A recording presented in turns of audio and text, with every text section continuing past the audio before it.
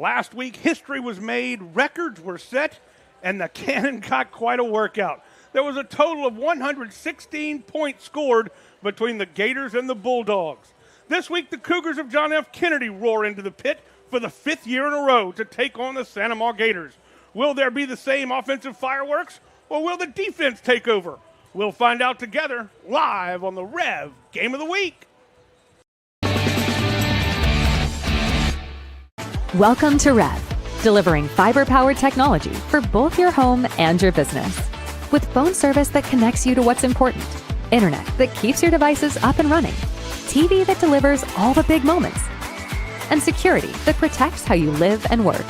All backed by local support teams right here in Louisiana. With 5-star service and reliability you can count on, we're ready to connect you to the people and places that matter most. REV. BT Chapman and AJ Pickett with Advantage Therapy are honored and excited to team up with Santa Maria High School Athletics. At Advantage Therapy, we are dedicated to helping our patients regain the highest possible functional status through one-on-one patient care. Advantage Therapy has spent nearly 2 decades providing both outpatient orthopedic physical therapy and occupational therapy to the people of Ascension and surrounding parishes. From all of us at Advantage Therapy, go Gators!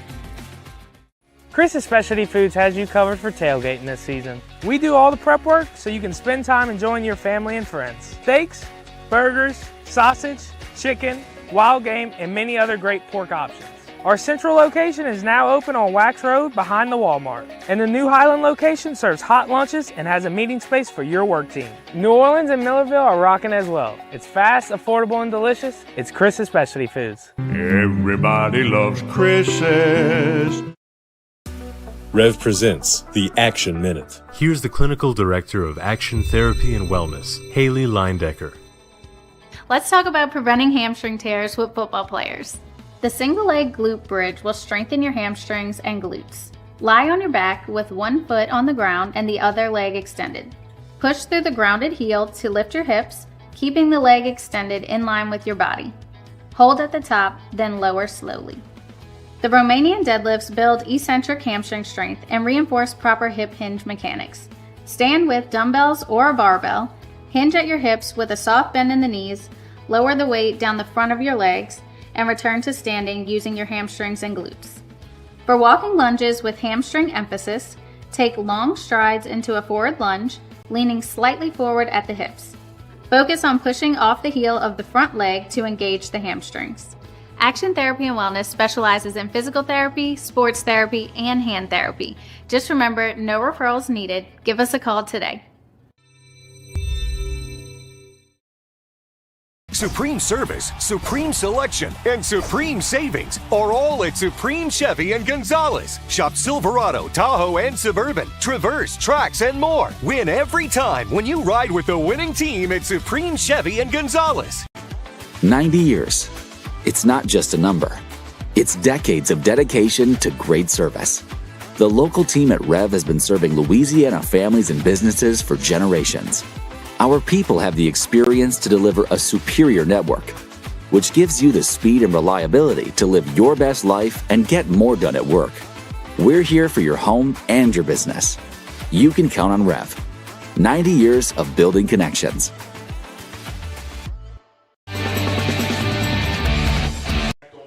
Good evening, everybody, and welcome to a very special night here at Santa Maria. I'm Jimmy Frederick, along with me, Coach David Swacker. We're going to head down to the field and turn it over to public address announcer Doug Hogan as he announces and introduces the class of 2025 Athletic Hall of Fame for Santa Maria. He is the head football coach for his entire tenure, head boys basketball coach for 35 seasons, head girls basketball coach for 11 seasons, and led the girls and boys track and field teams for 8 years each. In football, his record was a sterling 196, 65, and 3. And he led the Pirates to 19 parish championships. He has also coached 12 other teams to parish championships, 6 in boys basketball, 2 each in girls basketball, girls track and field, and boys track and field. Benny also served as the head girls track and field coach at Santa Maria High School for 26 years, leading them to the 2025 district championship.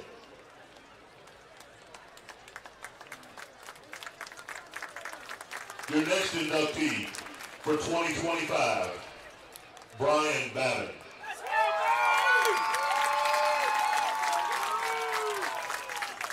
Ladies and gentlemen, Brian was a three-sport standout, was a 3-year letter winner in basketball. He also earned 4 letters in baseball, where he was named All-District in 2005 and part of the state championship in 2004. Brian earned 3 letters in football and was named All-District 3 times, 2002, 2003, and 2004. He also earned state recognition following the 2003 season, when he was also named the district MVP. He finished his stellar career with over 6,000 passing yards and 49 touchdown passes. He still holds Santa Maria records for the most passes attempted and gained 59 and season 306. Passes completed in a game 34 and a season 165. And passing yardage 2,333. Brian went on to have a standout career at Southeastern Louisiana and AMANT. Ladies and gentlemen, another 2025 inductee, Brian Babin.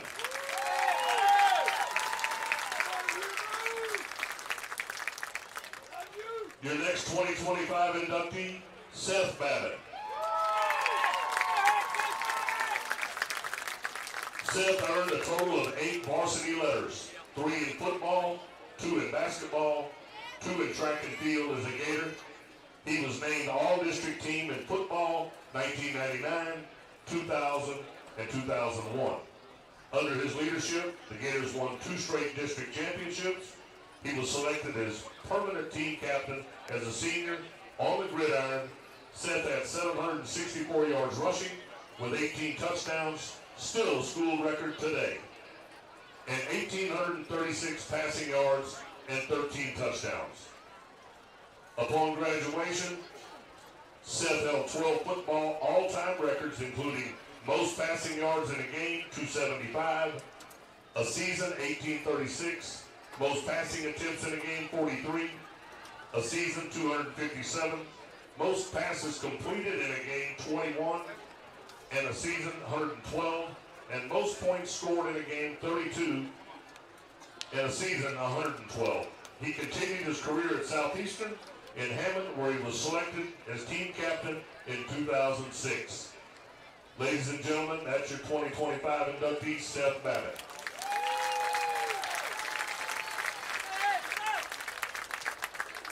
Also in 2025, Sidney Celestine, a 2-year letter winner for the Gators in track and field. Finished his career as one of the most decorated student athletes in the state of Louisiana. He was twice a district and regional champion in the 110-meter hurdles, the long jump, and triple jump. He set school record marks in all 3 events, running 14 seconds flat in the 100-meter hurdles, 23 foot 3 inches in the long jump, and 50 foot 6 inches in the triple jump. Celestine was the first student athlete in the state of Louisiana to record a triple jump of over 50 feet. He was the MVP to the LHSAA state indoor meet and was also named Outstanding Field Event Participant in 1988.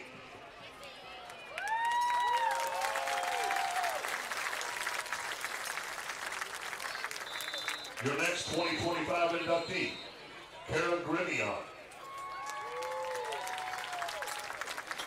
Kara was a 3-sport athlete at Santa Maria, competing in volleyball, basketball, and softball. A 4-time all-state softball selection as a shortstop and utility player, Kara led the Gators to 3 semifinal appearances in her 4 years. Kara was named Gatorade Louisiana Player of the Year in 2015. Additionally, Kara was named the Advocate Female Athlete of the Year in 2014 and 15. As a leadoff hitter, Kara's final high school career numbers include a .528 batting average, 582 with runners in scoring position, 614 on base percentage, 870 slugging percentage. She had 17 home runs, 12 triples, 49 doubles, 119 RBIs, and 70 stolen bases. After her stellar high school career, Kara went on to UL, where she concluded her career with a streak of 225 consecutive games started, a 3-time All-Sun Belt selection.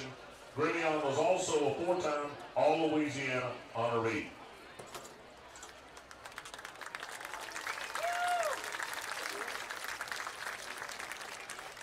Your next 2025 inductee, Denise Graves.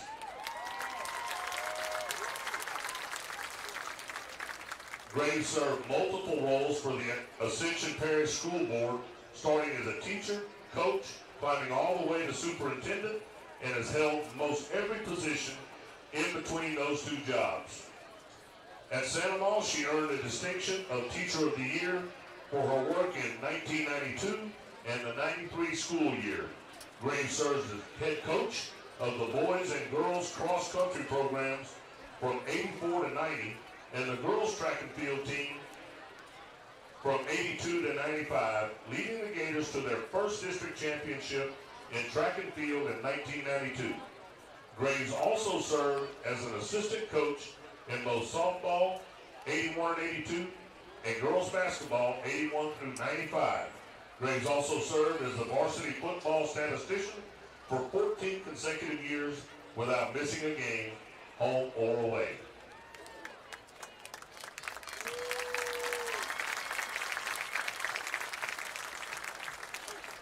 Your next 2025 inductee, Fritz Inglade, Sr.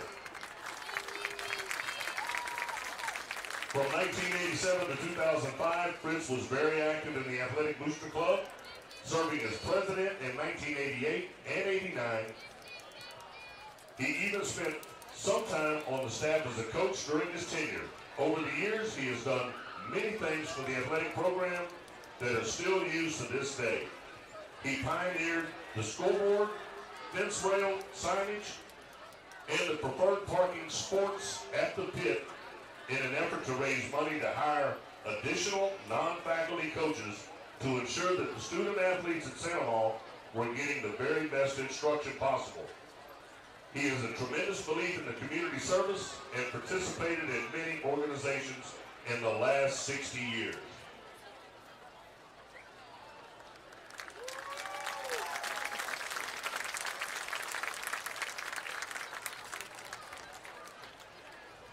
Your next inductee in 2025, Jimmy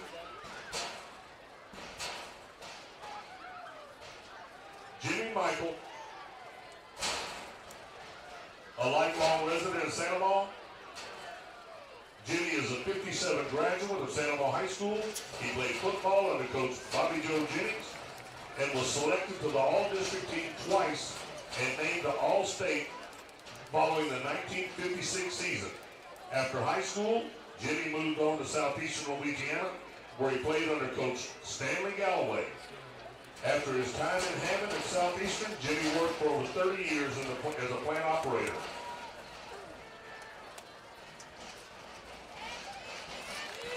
That's your 2025 class.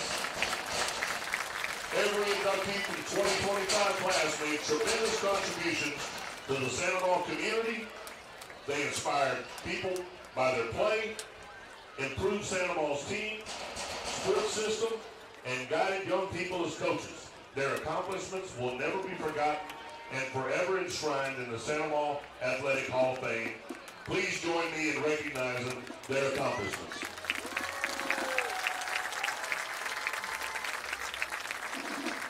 Congratulations to all the 2025 inductees. Of course, we have a 2023 or 24 inductee.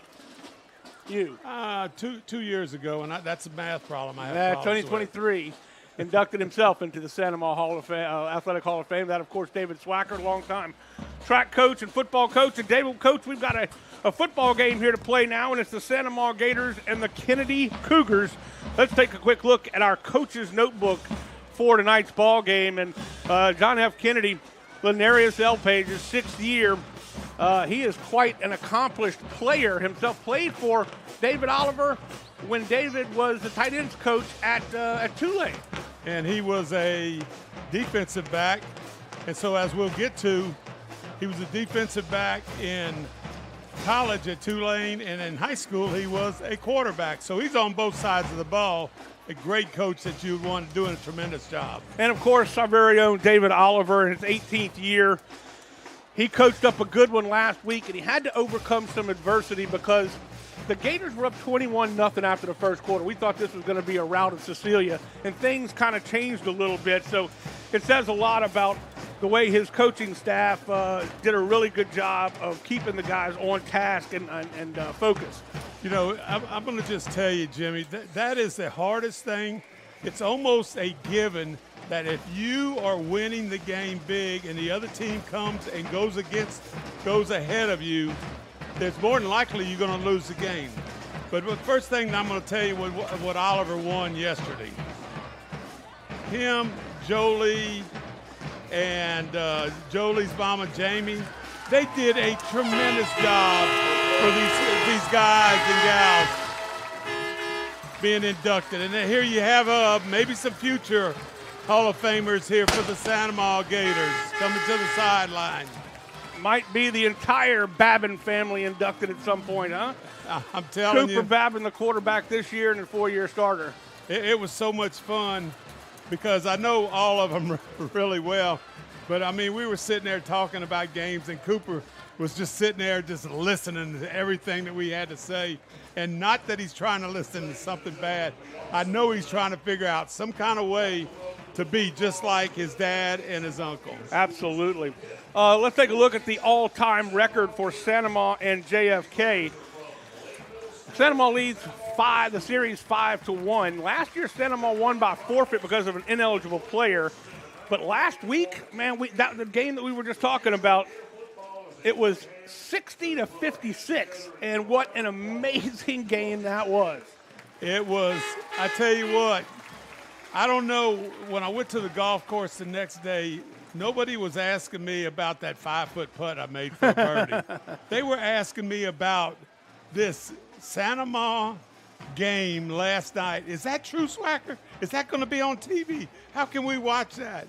They were all, I mean, and I don't even know if it was Santa Maria people or East Ascension or Dutchtown people, but they were really excited, just like those kids out there that were just introduced from that will later be the Gators here, Santa Maria Wildcats here in the Lake Lions. Before we get to the national anthem, let's quickly take a look at our keys to victory. And this is what we have for the Kennedy Cougars. They really need to be dynamic up front. They're going to have to handle the big offensive line that Santa Maria presents, light them up on the outside, and, Coach, they can't lose contain on Cooper Babin. Yeah, and I'm going to just tell you, if they forget about what's going on, that running back for Santa Maria does an outstanding job. I mean, he is so quick through the holes right there.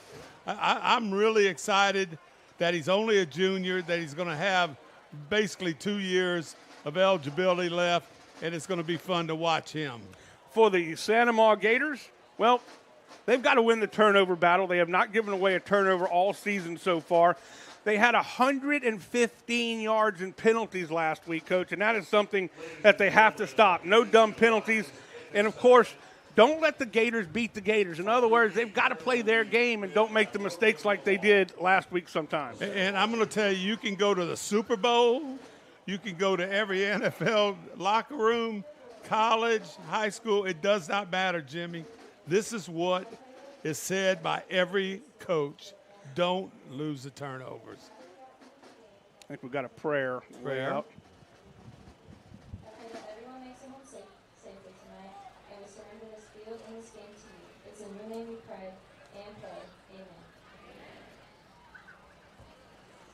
I'd ask that you please remain standing for the presentation of colors.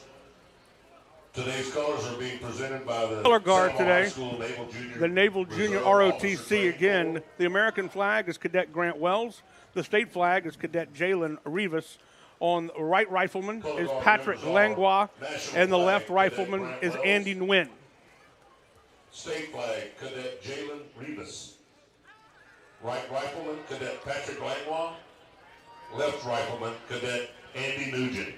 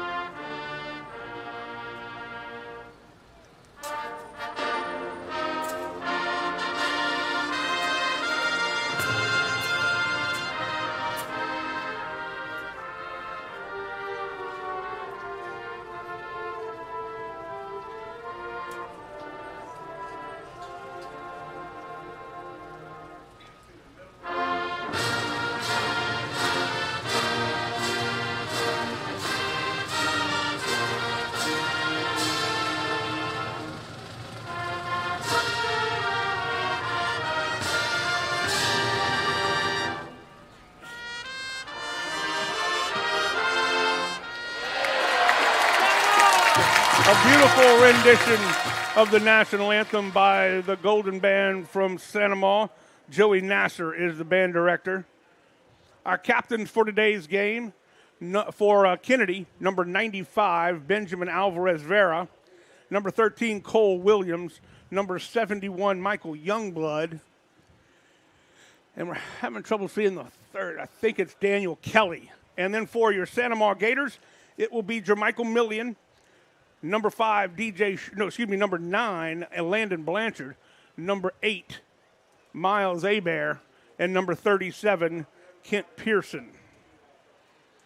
Not sure what happened to Miles Abair. He's obviously not dressed out.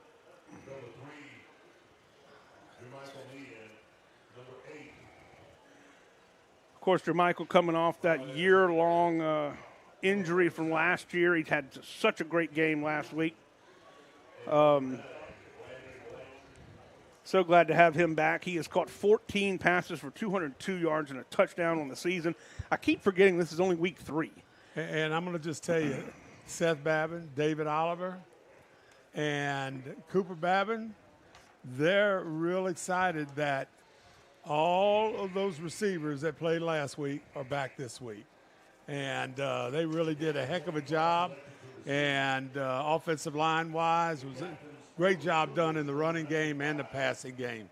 Defensively, I know Jay Dykes has worked really hard this week, correcting some mistakes. Not just some plain old simple mistakes that can be corrected, and because you have some good athletes. And look, you got to look at this. See what happened week 1 in Byrd, in Shreveport. Yeah. I mean, they held him to 0 points. Byrd scored on a kickoff return. So I think the skill is there for Santa Ma. The one thing they might be a little bit weak at, because they do get to kick off quite a bit, but, you know, they don't get to practice a whole lot on the punting game. And we'll see if Miet can come through for them today if put in that situation. Well, they have scored on 15 of 17 offensive possessions this season. They punted twice, and it was last week. They scored 9 on 9 possessions last week. So the Cannon, like we said in the open, got a lot of workout. You mentioned Jordan Hickerson in our earlier a little bit ago. He is quite the running back, and he will be set to receive the kick deep, along with number 36, who's back there as well, Brody Meir. Jimmy, Coach Oliver and I were walking out late last week, and the guys that operate the cannon were sweeping up, raking up debris all over the place. What a night. I need to correct myself just a bit. It's not Jody Meir set deep. It's Riley Rizzuto, number 4. So it's Hickerson and Rizzuto, and Meir will get the kickoff at the 29-yard line, and Meir will take it to the 38-yard line, and that's where they'll start. We'll take a look at our offensive starters for the Santa Maria Gators. They'll start like this. At quarterback, of course, Cooper Babin. He has been so very good. Jordan Hickerson is the running back. Your receivers are Million, Elazar, Taylor, and Ladner. Ladner's your tight end. And across the front, it's LeBeau, Babin, Alanis, Palacios, Tassan is your right tackle. They are very good up front. They gave Babin lots of time to throw the football last week. He's got time again. Pocket will collapse. He dumps it off. Tipped up, and JaMichael Million makes the catch. Somehow he's able to keep himself inbounds, controls his body, and moves the ball forward. Well, the offensive line did not give Babin quite the time, but I'm going to tell you, the catch right there by JaMichael was special, and that's what you expect out of good receivers. Sometimes they're not going to be perfectly to you. A big gain right there, 1st and 10 at the 50. Dominic Ruth put some pressure on him from Kennedy, and we'll check the starters for defense right after this. Here's Hickerson dancing his way across the 50-yard line and across the 45 into Kennedy territory. Let's take a look at the defensive starters. They'll start like this for Kennedy. We talked about Dominic Ruth. He's huge up front. Anthony Parker, Briggs, and Kelly also on the defensive line. Your linebackers are Carter and Lewis. Your defensive backs are Duplessis. He's a very good cornerback. Valdery, Tyler, and Barras. Little counter back to Hickerson. This time Hickerson will somehow squirt free for another first down. Well, what a job by Hickerson. Moving your feet right there and getting an extra 5 to 6 yards, after he was all tied up right there at the line of scrimmage. It looked like he was going to be swallowed right there, Coach. And I believe you had some offensive linemen with a little bit of movement to help him get through there. So they move the ball to the Kennedy 37-yard line. Babin calls for the football. Nobody jumped. Good discipline that time. Everybody kind of looked at the line judge. He shook his head no, and I agree with him. Dropping back. Got some pressure right up the middle. It's Briggs putting pressure on him. They're going to be tangled up. The 2 number 1s. It will be intended for Caven Taylor against Devin Duplessis, and he's going to bid pass interference. Well, you have a situation right there where, he tried to outside release and was knocked out of bounds. He came back in bounds and the referee's going to come over there and talk to the coaching staff. Coach Babin is designated. Oh, it's offensive pass interference. Offensive face mask, too. Holy cow. That is not what I expected. I'll be honest, I didn't see the whole play from the jump, but that is a huge penalty, and that's what we talked about in the pregame, is you can't have, watch it right here. So I don't see the face mask, but they call pushing off on Caven Taylor. So that is a big penalty. So, Jimmy, if you looked at DBs right here, basically it's man-to-man right here all over the place, and probably your free safety is going to be free to help coverage to the field or to the sideline. So it brings up 1st down and 25. Okay, let's rephrase that. He pointed both ways.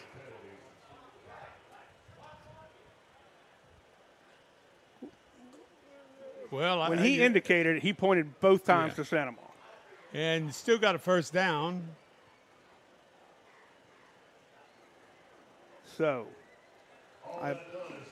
you see how you have press man-to-man on Jamaica down here at the bottom on the 40-yard line. Now we got it straight. It was offsetting penalties. It was defensive pass interference and offensive face mask. Hand off to Hickerson. Hickerson's got a big hole up the gut. He will be tackled by Elijah Carter. And watch the little cutback right here. One of the favorite plays right here for the Gators. And you see that crack. There you go. You got a kick out, and then you have sometimes the tight end leads up there, sometimes the second offensive lineman leads up there.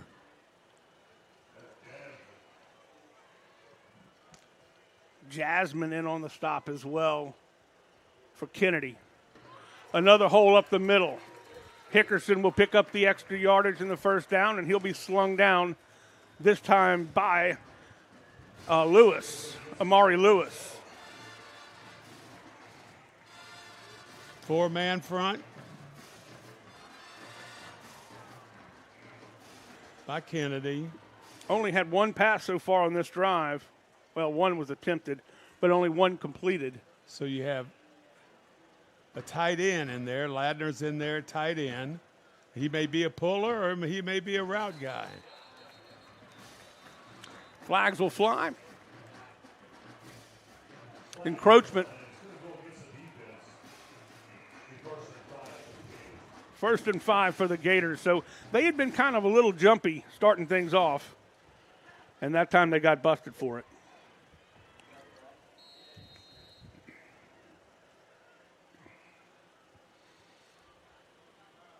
Eighth play of this drive.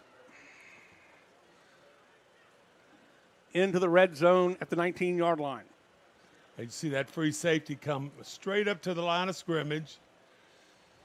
Going for the end zone. Oh, just overthrew JaMichael Millian by a hair.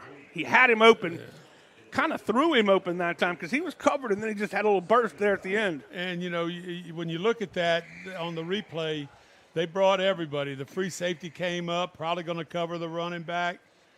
And Jamaica was able to outrun the cover guy, just could not get to the football. Second and 5, a first and 5, that was a good time to take that shot. This is Hickerson just bulldozing his way to the 15-yard line. It's going to be a third down situation. Hickerson, I'm going to tell you what, he is just slap impressed me. He hasn't run a play yet where he kind of goes with things. Everything's a cutback. This time he's not going to get there. It's going to be 4th and 1. Big man up front, Jace Briggs, who stands 6'3", 242. And he's right at the line of scrimmage. He won't get there. 4th and 1. Well, you could have where you try to get them to jump just to see where they're at. But as you can see, if you look into the secondary, there's nobody deep. You know, everybody's coming, or are they covering a wide receive? Oh, you haven't seen this one, I don't believe yet. A heavy backfield. Double tights. Hand off to Hickerson. Hickerson's going to be hit from behind, but I think he got just enough. If he got it by a pig's whisker. Looks like they went with maybe 6 offensive linemen. Good job, just a power eye. They have power defense in there. Fresh set of downs just past the 15 to the 14-yard line. The 11th play of this drive started back at their own 39. So you got everybody. Is everybody coming there? It looks like it, Coach. Yeah, they're bringing it. Babin will take it himself, tries to bounce it outside, and he does. He's going to get out of bounds and picks up 5 yards, maybe 6. I think they'll give him 6 on the play. Little fake and go right there. You can see the pull guys wide open on the outside with Cooper. He does pick up 6 on the carry. Ladner coming in. He's had 24 carries, has Cooper Babin, for 206 yards. This will be Hickerson, a little delay right there. Just let the offensive line get some opening there, and he will get close to another first down. Jimmy, it looks to me like they're letting the outside people go, and they're doubling up in the A and B gaps. and letting Hickerson do his thing. Brings up 3rd down and 1. They can get a first down at the 4.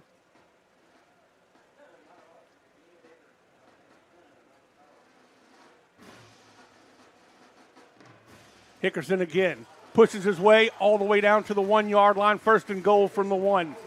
First time they ran to the left. And I'm going to tell you what, that left tackle and left guard right there is basically saying, that's Babin and Lebo. Run over here, Coach. Just run over here. We got them. I got a feeling it's going to happen again. This time he'll cut back and he'll get undercut. He's in for the score. Touchdown. He just barely broke the plane. I'll be honest, I didn't think he was going to get there. I think he got tripped up in there. Here we go on the replay. I think he got tripped up. Look. Somehow he gets the ball. You see the nose of the football crossing the plane. Well, I watched the head linesman over there right in front of that down box, and he raised those hands quickly as Hickerson gets in. There's the cannon that got used a lot. I think I might have to replace the cannon that got shot so much. This kick is up, and another extra point is good for Paxton LeBlanc. 5:57 left to go in the first quarter. 7-0 is the score. Santa Maria leading Kennedy. Let's go down to our 3rd member of our broadcast team. It is Jolie Hartman. Jolie, take it away. Everybody, welcome down here on the field at the pit where I am with Fritz Unglad Sr. Mr. Fritz, congratulations on your Hall of Fame inductee. Well, thank you. So, Mr. Fritz, I have 2 questions for you, all right? So what are you most proud of when you're coming back to Santa Maria High and seeing about all these athletics happening? I'm just so proud of the Gators and how far they've come. You know, it's a big unit, and that unit is tight, and they're playing good football, and it's good to see the coaches and all that I coach with. So it's so exciting. That's amazing, Mr. Fritz. And Mr. Fritz, you were one of the first Booster Club president, and when you come back to the pit and you see that scoreboard, something that you started, can you tell the people, what did you do to the scoreboard here at the pit? I sold signs on the pit to cover because it was terrible looking. So I sold signs, and we put them up and we dressed it up, and it looks great. I absolutely love it. So if you can tell like future athletes that are coming to Santa Maria, like what should be the biggest thing that, like, you know, from somebody that's in the Hall of Fame to future athletes, what should they expect when they become a Gator?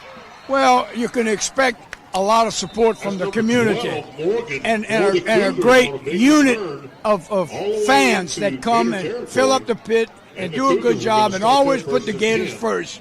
So that's exciting. Absolutely, Mr. Fitz, and we just want to say from REV, congratulations on your Hall of Fame induction, and thank you so much for what you left for Santa Maria High Athletics. I appreciate You're that. welcome. Well, Mr. Fitz right here, inductee of the 2025 Hall of Fame class of Santa Maria High Athletics. Back to you guys.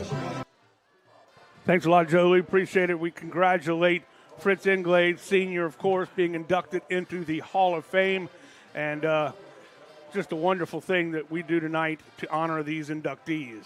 Well, Coach, the Santa Maria Gators, if there's been one little problem that they've had in the first 2 games, it's been those allowing long kick returns, which we just saw there. Yeah, and I'm going to tell you, when you kick it to the 10 and you don't kick it up high like they'll do in the NFL or college where they kick it like it's a punt, sometimes it gives the return guy an advantage. Here they go, line up straight empty right here. This will be interesting right here. You basically got, I'm going to say 2-man. You don't have anybody in the linebacker box. This is a rebuilt offense for Kennedy. Dorian Dunham in his first year playing quarterback. We'll check the starters in just a second. They lost all but their 2 starting tackles all from offense from their last year, from their 10-2 run last year. This is a quick pass, a slant, caught and hit hard by Pearson. Well, Pearson, my. If that's the same Pearson that played for us, he looked just like his dad on that play. We'll take a look at the starting. Look at that shot right out of a cannon. Pearson doing a good job. Let's take a look at the starting lineup for Kennedy. go like this. It's Dunham, Chelsea, Jocko, Lyons, Cash, Jackson, and across the front, Solomon, Barnes, Peters, Hunter, and Green. Coach Elpage said that his offensive line's a little bit small, but they don't look small to me, especially Kaylee Green out there. Pass is caught. Well, the Gators in a little zone coverage right there, and you usually kind of allow that short pass to be caught, and you try to tackle them, knock them out of bounds. Right there you go, just like that. So you create a situation where it's 3rd and a long 2. That was Ronald Cash on the catch, stepped out of bounds. We'll take a look at the defense if we get a chance right after this play. Dunham, only a junior, a very smart young man, trying to slow the game down for him a little bit. Now they're going to get some pressure on the outside. Being chased, he's going to use his feet. Flags will fly, and he'll be tripped up by number 24 that time. That was Camden Cluot. Let's see if we can get the signal for its initial call is holding. And the referee tonight is John Brinlett, of course, out of the Baton Rouge Association. That'll back them up. While we have a second, let's take a look at the defensive starters for the Santa Maria Gators, and they are very good. Although they lost Jacoby Davis, who is the starting nose guard usually. They lost him last week. In place of him is Noah Jenkins. The defensive ends are Kyler Rock, so good, and Watley. Then you've got McElroy, Pearson, Hebert at your linebackers along with Miette. And then your backfield is Jones, Jackson, Schonberg, and M.J. Dunn. Big loss last week on a non-play injury to Jacoby Davis. He's out for the season with a knee injury. Dropping back is Dunham. Dunham overthrows his intended receiver, Rashad Jackson, almost intercepted by number 7 that time, M.J. Dunn. And number 4, one of the running back, slipped out in the flat, and he's looking at the quarterback saying, here I am right here, wide open. Creates a 4th and let's say 13. So they made some defensive adjustments after giving up all those points last week and all that yardage after being up 21-0. So Jacoby Davis goes down. They're up 21-0 in the first quarter. He goes down running after a play. Knee pops, and it's over. This is a punt. Almost got it. They're going to let this one bounce, and it's a very short kick. I was watching the return guys, and it was way on the other side of the field. Did you get fooled, Jimmy? I did, I'm afraid. I did. I'm in that club with you. I was watching. And you know what? All 11 offensive players on that punt team for Kennedy got fooled also. So the Santa Maria Gators will take over from their own 35-yard line. Good field position after the short punt. Kennedy defense is also pretty much a rebuild. They have 7. They lost 7 from last year's team. I've been impressed so far with Jace Briggs, number 99, stepping into the pocket, and that's what a good quarterback does. Eyes downfield to Jermichael Millian, and Millian will pick up 26. The fact that he stepped into the pocket like that is huge. Cooper, what are you looking at? Coach, I was just looking downfield. I saw Jamaica just come across, flip it to him right there, and he did his thing. Keep your eyes upfield while you're moving. Big asset right there for Cooper Babin. 1st and 10 for the Santa Maria Gators, 4:03 in the clock ticking. Here in the first quarter, glad you've joined us for the Rev Game of the Week. It is Hall of Fame week. Next week, homecoming for the Santa Maria Gators. Cooper Babin right up the gut. He will be tripped up by number 62 that time, Isaiah Jasmine. You know, I'm sure this was in Seth Babin's and Coach Oliver's playbook, but we saw this, last week with Cecilia. Faking the pitch sweep, and the guard and tackle pulling, and the quarterback, following him in there for a 6-yard gain. Hickerson trying to let the play develop and still somehow sneaks free And it's a first down again. I'm telling you, he looks like he's bottled up right here at the line. I like that he's carrying the ball soundly, and he's keeping his legs moving, and he looks like pretty strong in that weight room. Well, that was one of the things that they really worked on in the offseason. Instead of working on schemes as much as they have been in the past, they really concentrated on nutrition, getting in the weight room, getting stronger, getting bigger, getting faster, and it is evident so far in this early part of the season. Bringing everybody. Babbitt on the keep. He'll take it himself. Flag down. Probably a hold. Gets to the 10-yard line, but I think it's coming back. Holding on the offense. So that'll negate a good run.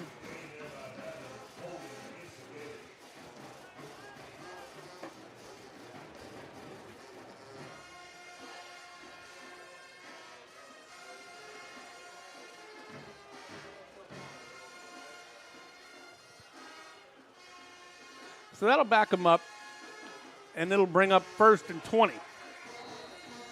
2:41 left to go in the first quarter.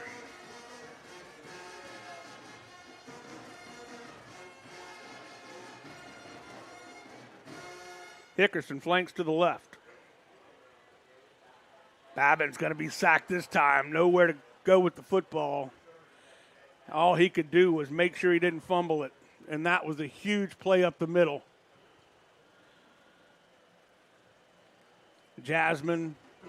Yeah, we got 2 of them that got through right there. Did a good job there for Kennedy getting back to the quarterback. Dominic Ruth in there as well off the edge. So now it is 2nd and a country mile, which is perfect for this Santa Ma setting.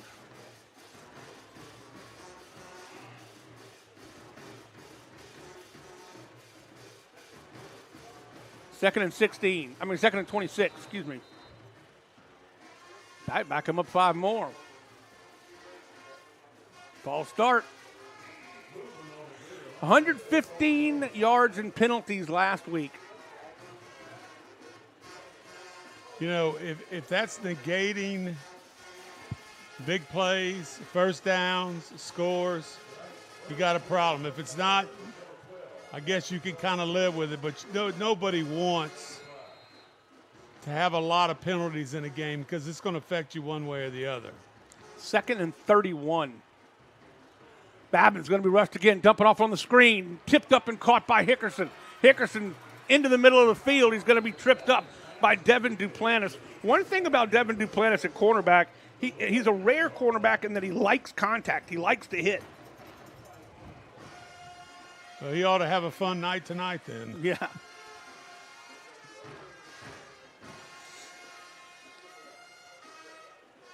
He picked up about 8 or 9, brings up 3rd and 24. Ball right at the 40-yard line. Dropping back. They've got to give him some time. Throws the football. Intercepted. Oh, it's all knocked out of his hand. Somehow, number 22 did not come down with that football. Anthony Augustin. And that'll be the 3rd time this year they're going to punt. And you see Jamaica coming right over the middle and just a little bit overthrown.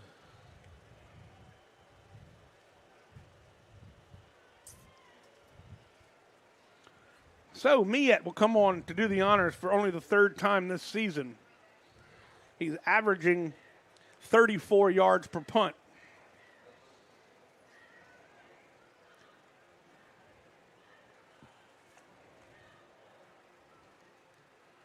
Line drive kick. It will bounce, check up nicely, and they will be able to pin this inside the 5. So Miette does his job. Good job right there for Aiden Miette.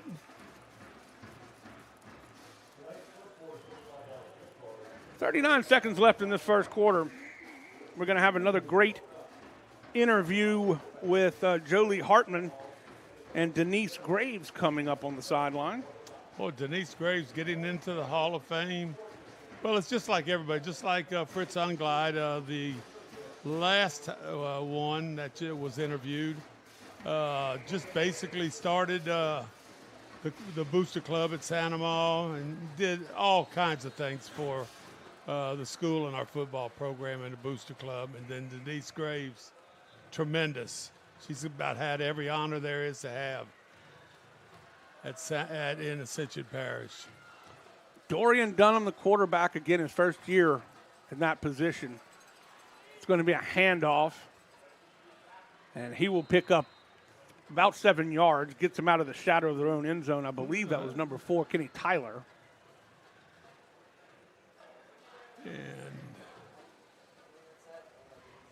And 32 seconds, he got out of bounds.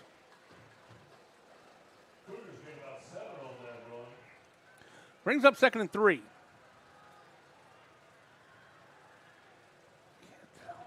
Well, I'm thinking running again. It is Tyler in the backfield, not Chelsea. Quick pass.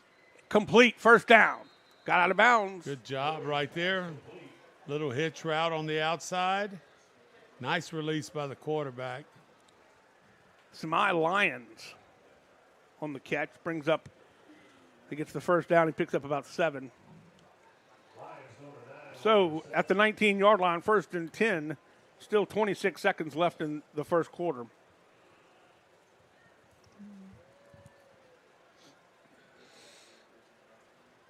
Kenny Chelsea's back in at running back now for the Cougars.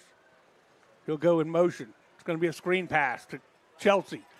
He's got a little bit of room, but then he is cut down very quickly by guess who? Kent Pearson. Pearson went from point A to the ball carrier quickly. After the play, there's a penalty. I believe it's going to go against John F. Kennedy. Personal foul against Kennedy. That'll back him up a big 15. Yeah, they'll mark off this before.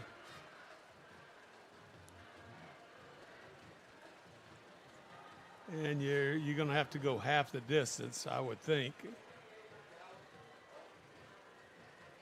think you're right. No, I don't know. There you go. Yeah, there we go. Somebody knows what's going on over there.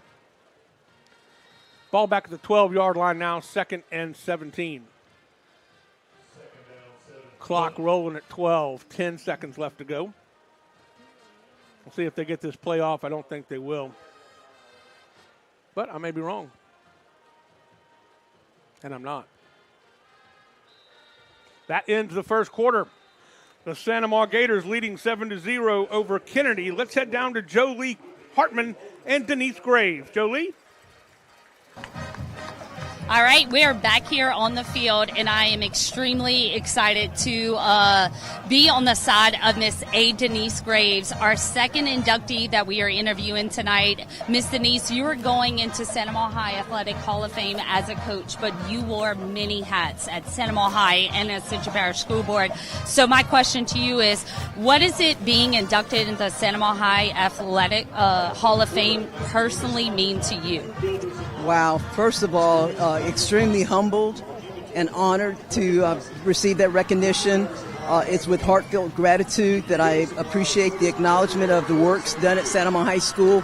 It's very easy to be a good worker and a hard worker when you have a school system that's a high-quality school system such as Ascension Parish Schools, but even more gratifying is to be at an outstanding high school like Santa Ma High School.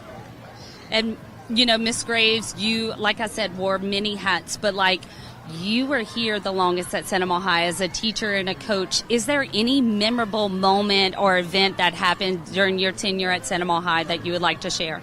Well, first of all of the moments at Santa Ma High School have been memorable and important to me. It was 17 wonderful years. I wouldn't change it for the world. One of the key points was, first of all, working with the Lady Gators, with all the girls' athletics, but I would happen to be the head coach when we won our first track championship, and so that was a proud moment for me. But I would say overall, just being affiliated with the Lady Gators and with the Gators has definitely been probably the most memorable time and the most excitement time for me. Well, Miss A. Denise Grave, I just want to congratulate you again and thank you for all of your hard work and dedication and service that you've given to Central Parish School Board and Santa Maria High. So, Miss Denise, congratulations, and guys, we're going back up to you. Wow, well, we're away. Great job. Thank you, Jolie. Appreciate it. Congratulations, Denise Graves. What a way to start the second quarter. Not the way you want to start the second quarter. They give up the huge run and then a late hit as the quarterback slid after picking up 20 yards. Watch it on the replay here, Coach. It comes in. It looks like they tried to slide, kind of ran into each other. Well, that's the 5th penalty of the night against Santa Maria. This one is caught to Ronald Cash. Picks up 7. They've really been picking on the outside and getting it to the sidelines. They're content to make the catch and not too worried about too much after the catch. One of the things in your notes, want to pick up 5, 8, 10-yard pass routes. 2nd and 3.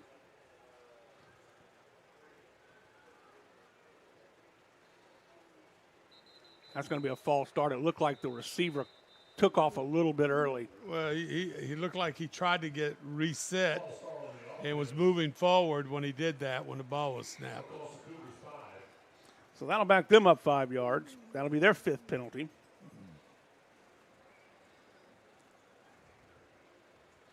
So just as they're taking 1 step forward, they take 2 steps back. It seems like both teams are having a little bit of trouble.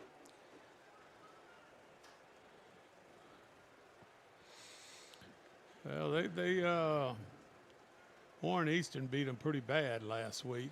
That's the first time they have lost to Warren Eastern in 9 years. Brings up 2nd down and 9. Running, chasing him from behind. Great play that time from behind. Number 21, Clarence Jackson, chases him down for the sack. Watch the corner blitz right here. You can see him coming from the backside. And that is the cornerback that's to the short side of the field. Very popular defensive maneuver. Great call by Jay Dykes right there.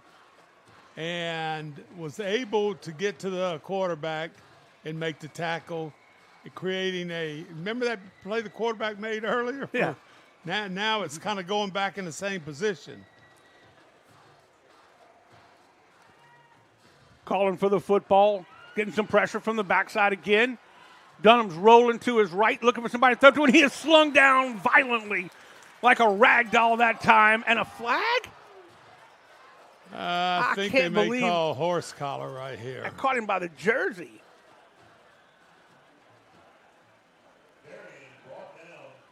It's all jersey, I guess. That hurts. Called horse collar.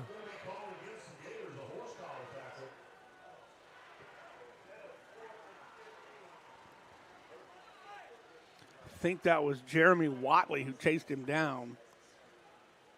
So now they will get a 1st down out of that penalty. That's unfortunate. That was an athletic play, I thought, by Watley. Just unfortunate. Does have enough for a 1st down.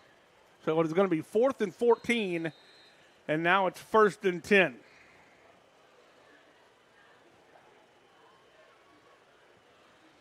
This drive started at the end of the 1st quarter, back at their own 4-yard line. It has been big plays and big penalties both ways.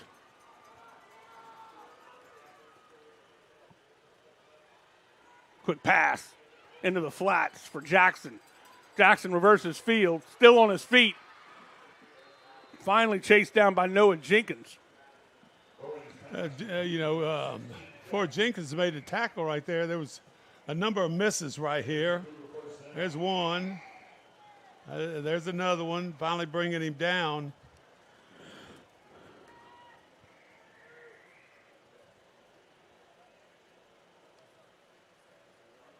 Well, we have a second. Dutchtown is rolling over Collegiate Baton Rouge, 40-0 with 5 minutes left to go in the 1st quarter. 40-0. Dancing his way out of trouble is Dunham. Dunham's going to be met by Watley, and Pearson picks up 5.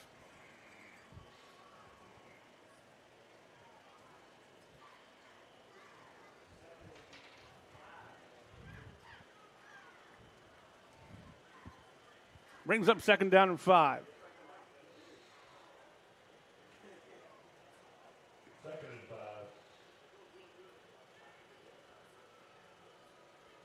Good shot right there of Rashad Jackson. They lost so much speed and size on the outside from last year's team. Very high on this receiving core, but they lack experience. They're not showing it right now. They have been very efficient in the passing game. Off the edge, flags fly before the play starts. It's going to be a false start. Nope, timeout, Cougars. So with 8:01, let's take a look at our District 5A records.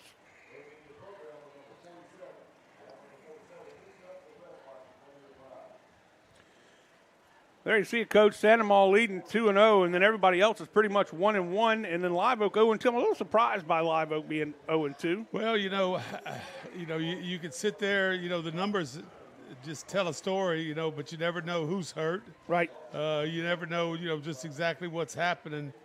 But I think next week's going to be, or maybe even this week, you have Walker and Central playing this week. That I'm really interested to see just exactly what happens there. Just give you some quick scores from last week. Of course, we already talked about Santa Cecilia, 116 points scored in that one. Dunham, 63-42 over Live Oak. Dutchtown over Ponchatoula. EA finally getting a great win, 50-44 over Salmon. Prairieville on beating Parkview. I thought that was a big one. That was a Rev game of the week. And then Central at Denham. Central over Denham Springs, and Woodlawn over Walker by 3. Yeah, Parkview Baptist, that's a little surprising to me. Going for it all. Right over the edge. He got him. Perfectly thrown pass by Dunham. To number 6. Nope, check that, number 11, Ronald Cash. A 23-yard touchdown strike. Beautifully thrown football. Little slant and go right there by the receiver. Nice little route. Nice throw right there for 6 points. DeJuan Gutierrez will put his foot into it for the Cougars. Kick is up, and it is no good. So they get on the board, but they do not tie it up. Well, I'm going to just tell you, Jimmy, that's huge right there, because that means in 4th down situations, you may not be trying to kick field goals, extra points. So it'll be interesting just exactly how Coach L. Page tries to handle those situations as the game goes on. Well, that drive was a 96-yard drive, which we saw penalty after penalty on both sides, keeping the drive alive a couple of times as Sandoval got some big penalties on that one. And look where the Sandoval backs are lining up. On the 15-yard line. It's almost like you're gaining an advantage on this kickoff return. Well, it'll be Hickerson and Rizzuto to receive the kick. There's Hickerson right there. Rizzuto's jumping up and down. You see him on top of your screen there. Hickerson and Rizzuto back to receive for the Gators.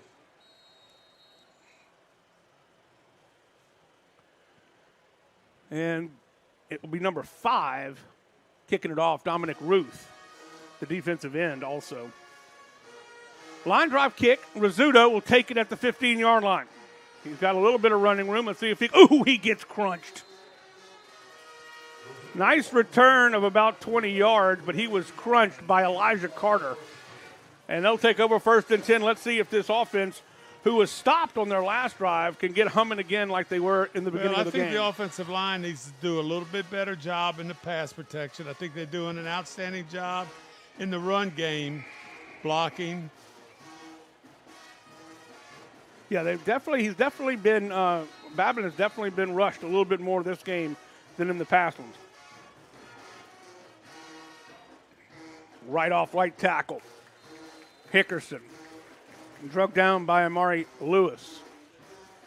And I have a feeling, Jimmy, they can do that all night long. Yeah. Yeah, unless they get into that gap-looking defense in short yardage situations. 80 checks out of the ball game. That's Terrell Carter. Checking in is Jamichael. 2nd and 5, pulling it back. Babin's going deep. He's got his man by a step. Lays out and can't make the catch. Caven Taylor just couldn't quite dive for it and get it in his mitts. Good protection that time. Good protection. A little play-action pass. Helped out. Just could not haul that one in. That was a big play right there. So both of his long balls have been a little bit long. They've been a little bit past the receiver. Went for one deep in the end zone and that one. 3rd and 5. Well, we'll call it 3rd and 4.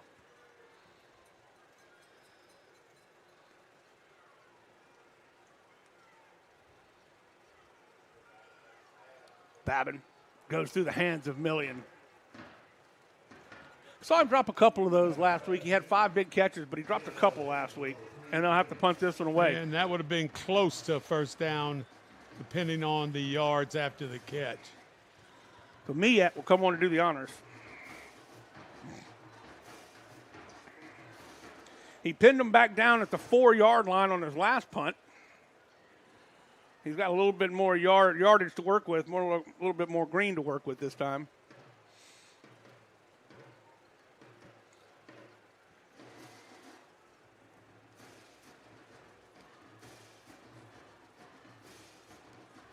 Big boot, nice spiraling kick.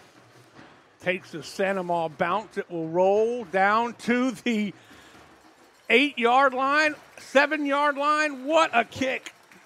Miette. That's a 56-yarder. Not allowing them to make a play on that, just like he did on the last punt. Pinned him at the 4, now pin him at the 6. 7-6. A little different than down the road at Dutchtown. 40-0 in the first quarter. I think he might end up getting the clock running at 42 points ahead. That's correct. Maybe in the first quarter.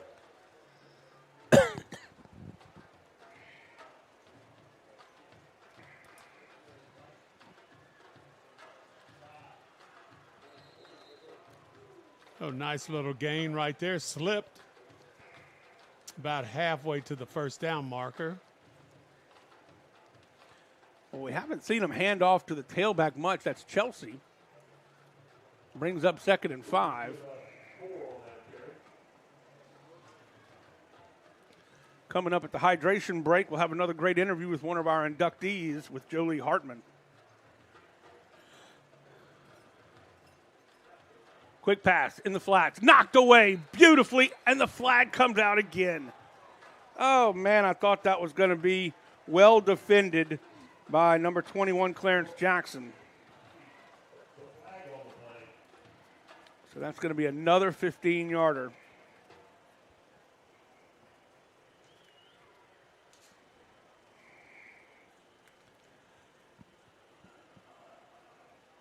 That's unfortunate. I thought that was a well-defended ball.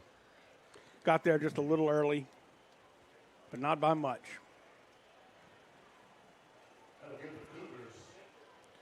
I don't think you can be too upset about that penalty, Coach. I thought that was an aggressive move by the cornerback, and I thought it was like a bam-bam play, and you just, you never know. I mean, that's all the way across the field there. Plenty of time to throw the football again. Now he's going to be chased as the pocket collapses, and he's going to be upended. Well, nice job. Yeah, nice job good by Miette.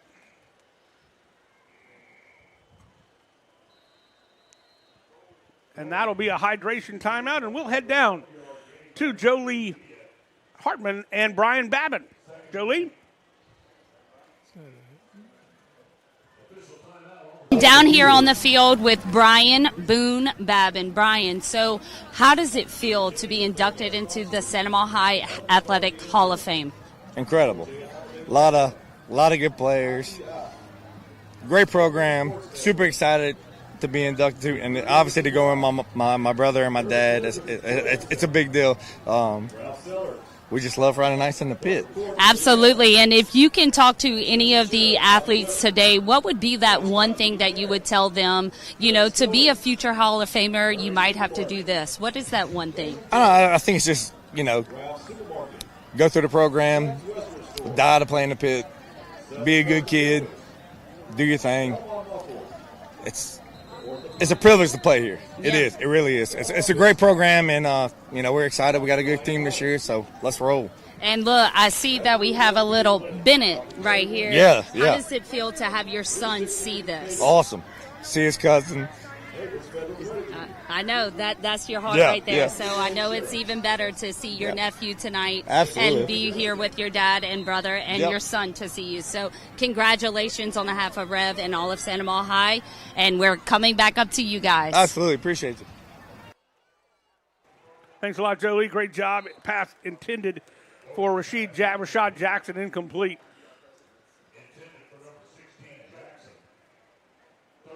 Brings up 3rd and 8.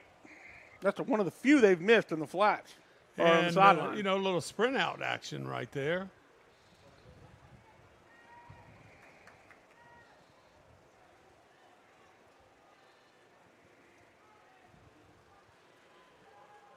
Offensive line has been holding its own against a very athletic defensive line for Santa Maria. Only allowed 1 sack so far, and that was from corner blitz. Dropping back, looking for across the middle. He finds his man. Making the stop. Number 7, Dunn. That was Lyons on the catch.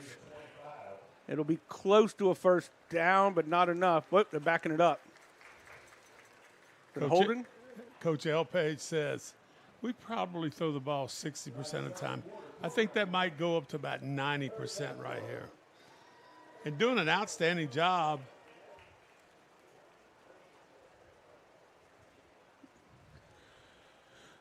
So that was a big penalty again. They had close to the first down yardage, and now they've backed them up 10 on the holding call. So they'll bring up 3rd and 19. Santa Maria's gone here in the last, series to a 4-man look.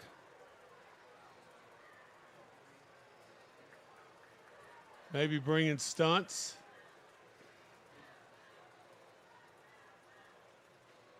Yep, a little twist right there in the middle, and they're going to swallow him. Fumbles the football. Ball's loose. And I think Kennedy fell on it. One of the linemen got it. Number 71 falls on it, Michael Youngblood. I tell you what, you know who knew that it was a fumble other than you and me? This crowd right here. Yeah, boy. They kind of woke up a little bit.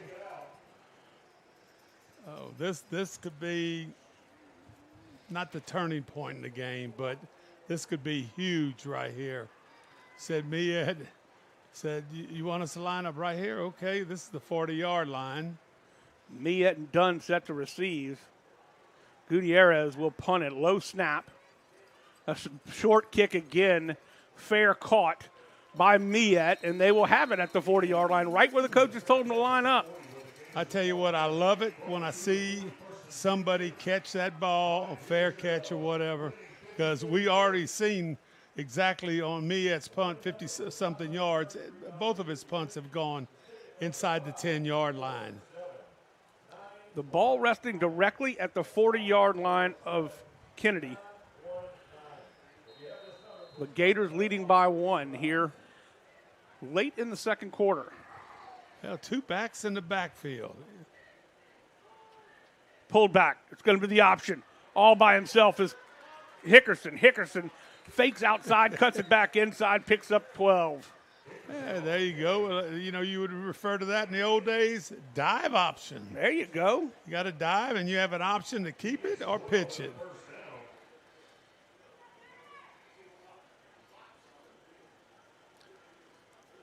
First and 10 for the Sanama Gators. They scored on their first drive. They've punted their 2 consecutive drives.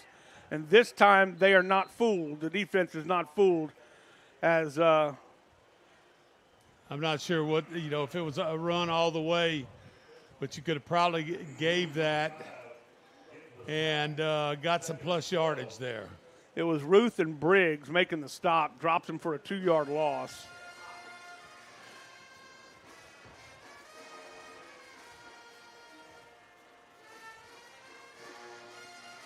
First run for this young man, number 20, Gordon.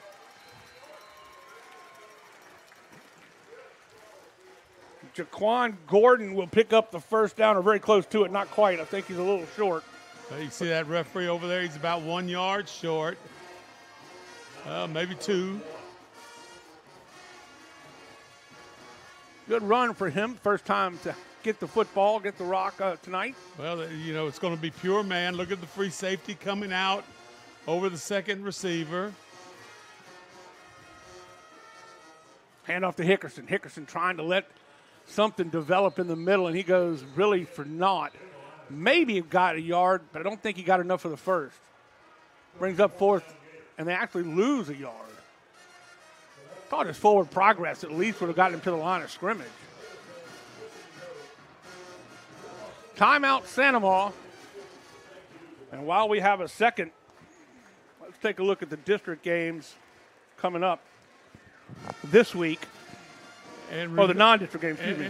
And remember, Jimmy, that you have 7 teams in this district, so each week one of the teams is going to have a bye, and they're going to, hopefully get a game with somebody else in the Baton Rouge area.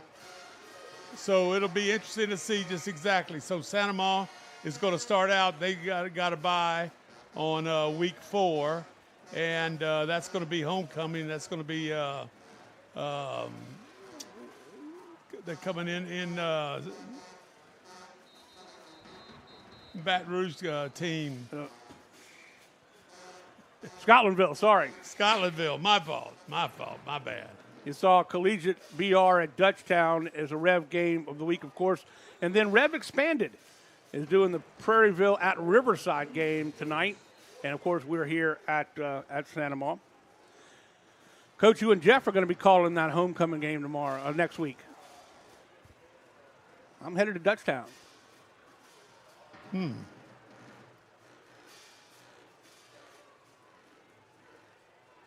4th and 2. What can they do? We're going to give it to their man. Up the middle, Hickerson easily for the first down. They had him in the backfield, it looked like, and finally Briggs had to chase him down from behind. And boy, just that middle run right there by Hickerson. The line is doing a great job of getting that hole separated right there, those defensive linemen.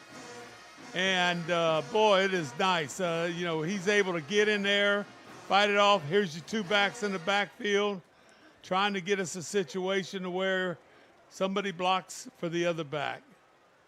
Palacios had a great block on that last one. Unfortunately, not this time. I'm not going to second-guess anything, but, might need to go outside. Jasmine makes the stop. Loss of 3. You got a little short. You're going to have people coming, so if you're going to throw a pass, it's going to have to be one of that quick passing game. I mean, you see 3 of them coming from the outside here. There's go to the end zone, to the corner. Tipped up and no good. Knocked away and incomplete. No flags on the play. And a nice job by the cornerback that time. Number 21, Frank Pierre.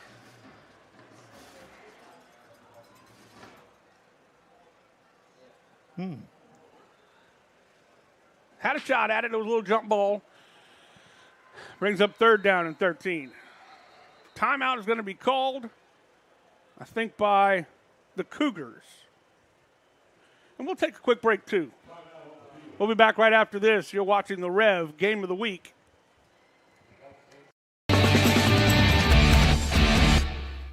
Welcome to REV, delivering fiber-powered technology for both your home and your business.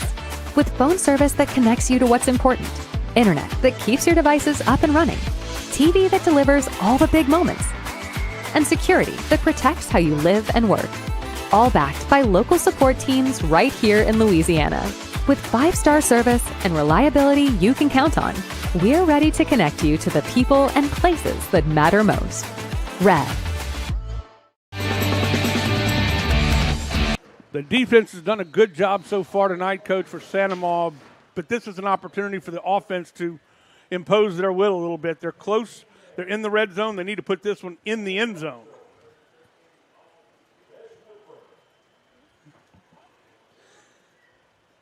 You certainly didn't think they were going to keep quite the scoring pace that they've had in the first two games. We have a 3rd and 13. They can encroachment. Yep. Offsides. Pick up 5 free yards. So now instead of 3rd and 13, it is 3rd and 8. Halftime guest, Santa Maria principal Christina Carter with Jolie Hartman on the sidelines. You don't want to miss that. Of course, we'll also have the great band performance as well. They got to protect Babin if he's going to throw it. They've got to have some time to do so. Well, you got the short passing game. They're going to call a timeout.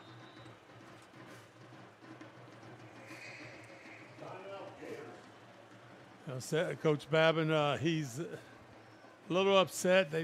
For some reason, they did get the ball snapped right there. Next week coming up in the non-district games, you've got Prairieville at Dutchtown. That's the one I'm going to be doing. A Rev Sports 1 opportunity. And then, of course, Denham Springs at East Ascension. That's a district game. We've got district starting, actually. Live Oak at Walker. And, of course, Scotlandville at Santa Maria. That's where you're going to be, Coach. Back right here at the pit. At the pit. Got my favorite parking spot over there. I know it. I got to get here real early to get my favorite parking spot.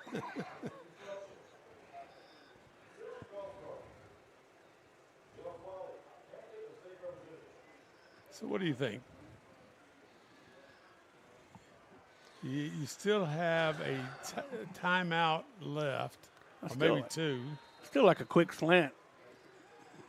But it doesn't look like they're going for a quick slant. That middle is wide open. Hickerson is lined up in the slot with Landon Blanchard. And Babin is just taken down. Babin tried to put it right up the gut and didn't get far.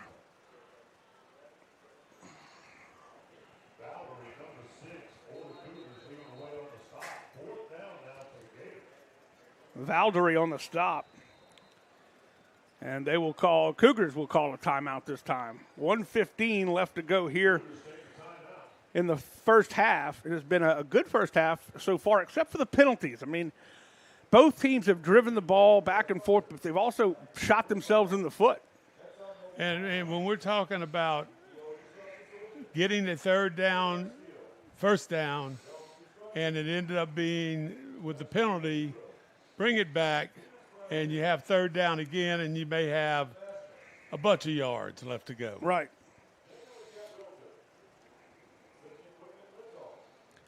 So this is going to bring up 4th and 9. They can get a first down at about the 3. They have one. They show in Santa Maria having 2 timeouts. I thought they had 1 timeout left. I was thinking 1, but I think, well,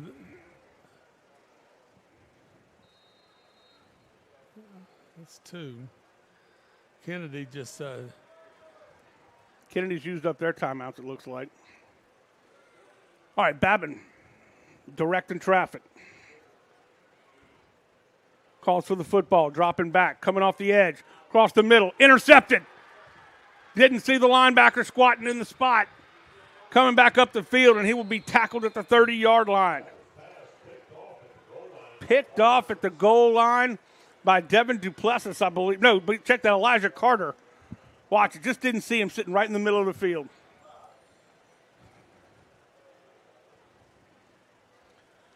So they get close and come up empty. Quick scoring update. Dutchtown 48-0 at halftime. They're running time there. Oh, nice pickoff right there over the middle. Sam Houston leading East Ascension 14-6. 65 seconds left to go in our first half. First and goal for the Cougars. They'd like to punch it in here and take the lead going into the locker room.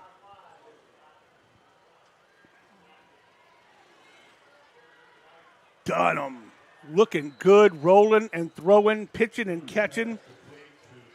Finds his man, number 2, Terry Jacko. That's your tight end.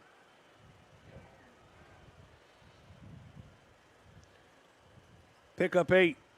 Going quickly now. The clock continuing to roll. Oh, I stepped out of bounds. Excuse me, it stopped. Rolling to his right again. Dunham being chased. Watley. Pass. Thrown incomplete.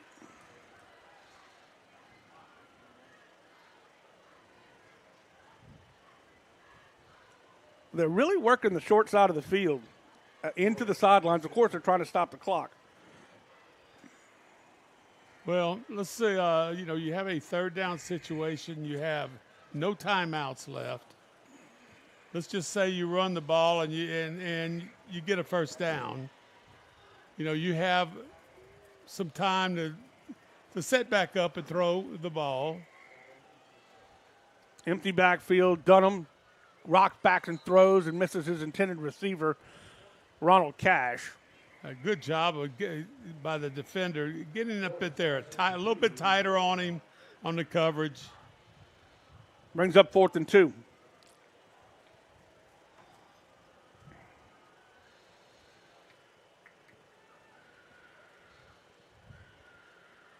Don't forget, as soon as we finish playing here in the first half, we'll have our great halftime interview with Principal Christina Carter. Well, the punt team's coming out now. Going to go ahead and punt this one away with 48 seconds. The Santa Maria Gators have the weapons to make something happen in 48 seconds. No Flag's doubt. going to fly. I guess it was a delay of game. Delay of game. And look, you have something. Maybe you can make something happen here in the punt game. Certainly. Punt return game. Miette and it looks like Dunn will be set to receive. Miette received the last one at about that same distance right there. there. Yeah, 2 short punts.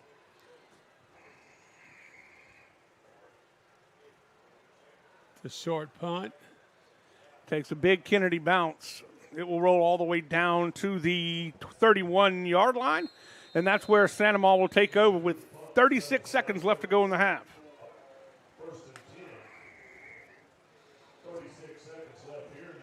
See what the 30-second offense looks like for Santa Maria.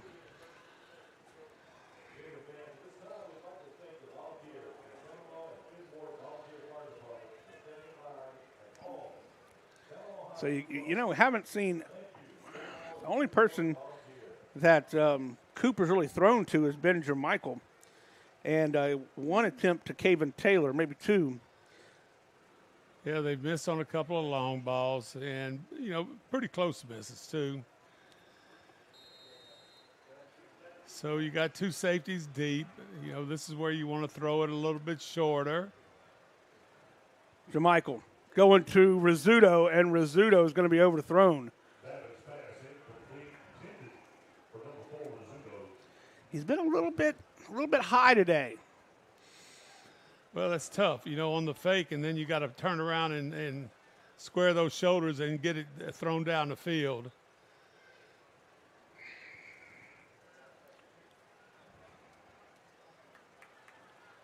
Second and 10.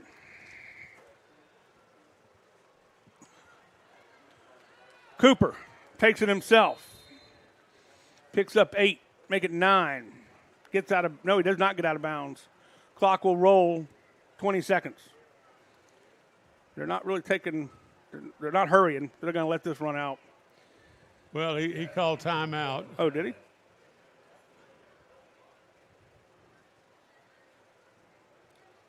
Cooper Ladner checking into the ball game for Jermichael Million at a tight end spot.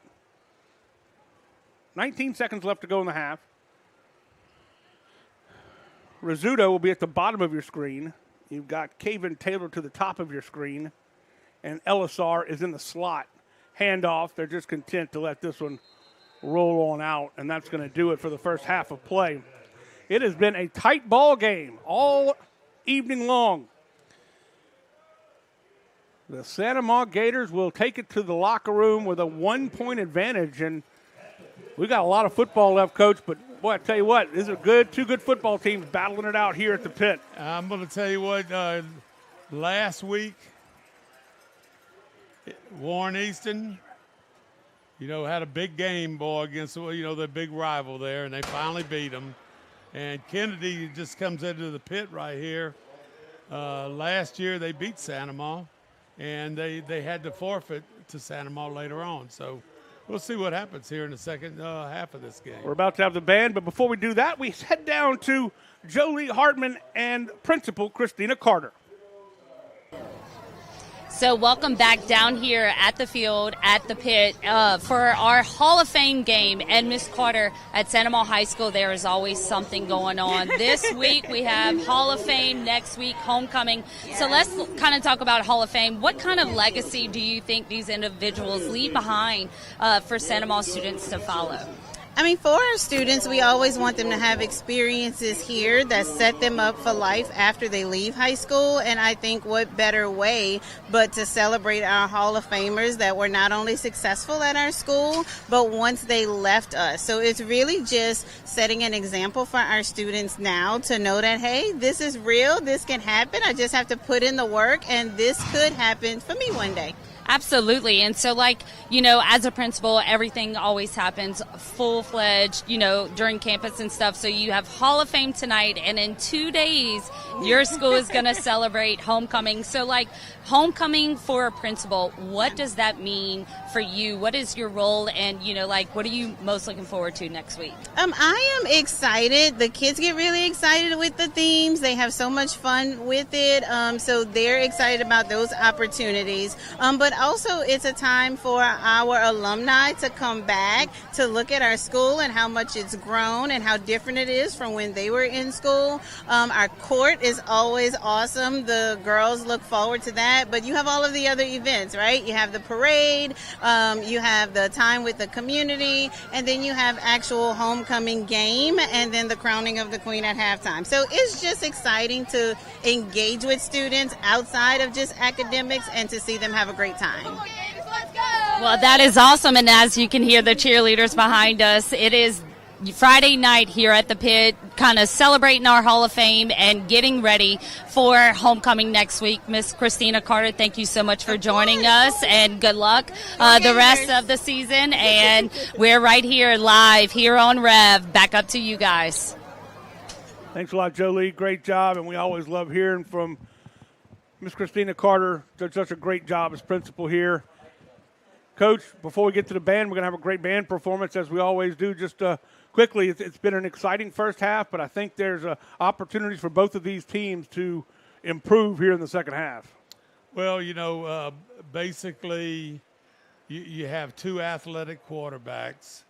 And I think what has happened here with Kennedy, they've taken advantage of a little bit of situation. You have to understand, the score is 7-6.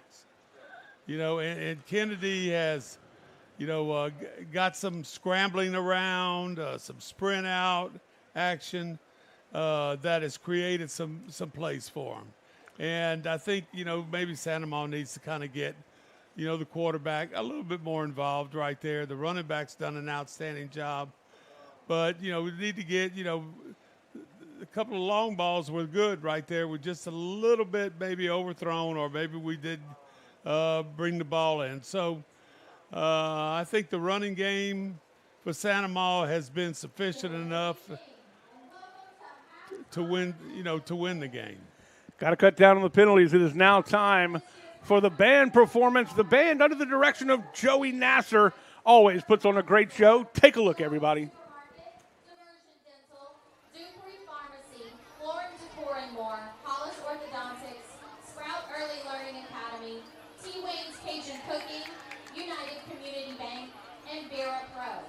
Please join us as we welcome the 2025 Seminole High School Marching Band.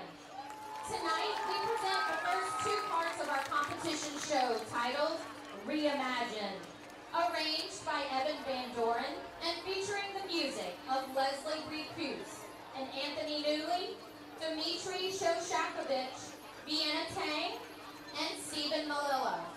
Drum majors, Itzel Castro, Oliver Foray, and Aubrey Scanlon. And the Seminole High School Marching Band, you may take the field.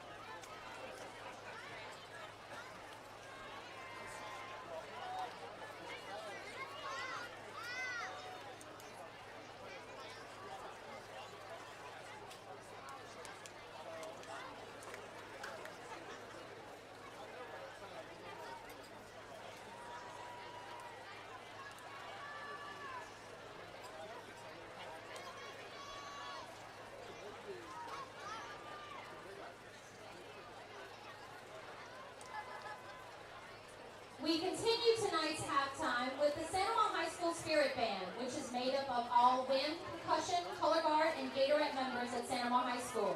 We begin our spirit show with an energetic dance routine by the Sanama High School Gatorettes, featuring this #1 hit from 1982 by the Daz Band. Choreographed by Nyla Landry, Jade Annette, and Sydney Ezel, here is Let It Whip.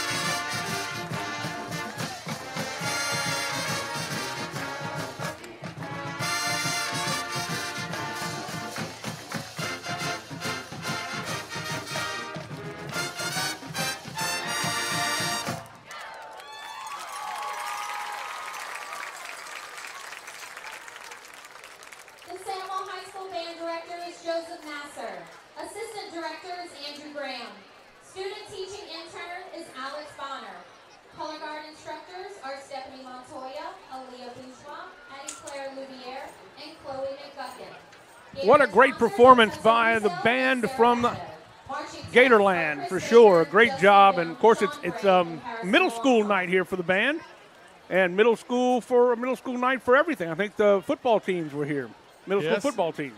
I'm going to tell you what, when the horns started blowing, it sounded like LSU Stadium. I'm telling you, I agree with you. I mean, that was some professional, just unbelievable job by Joey Nasser and his group right there. They looked like they covered the whole field. Yep.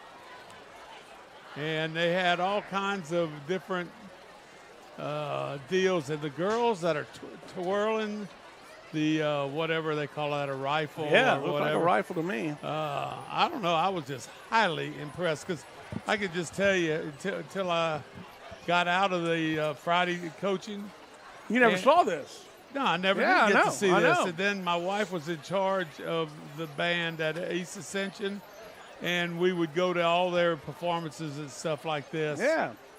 Because I drug my wife around everywhere. So I'm really impressed. Sanama is a great place to bring your family and kids to come to school or anywhere in Ascension Parish, really.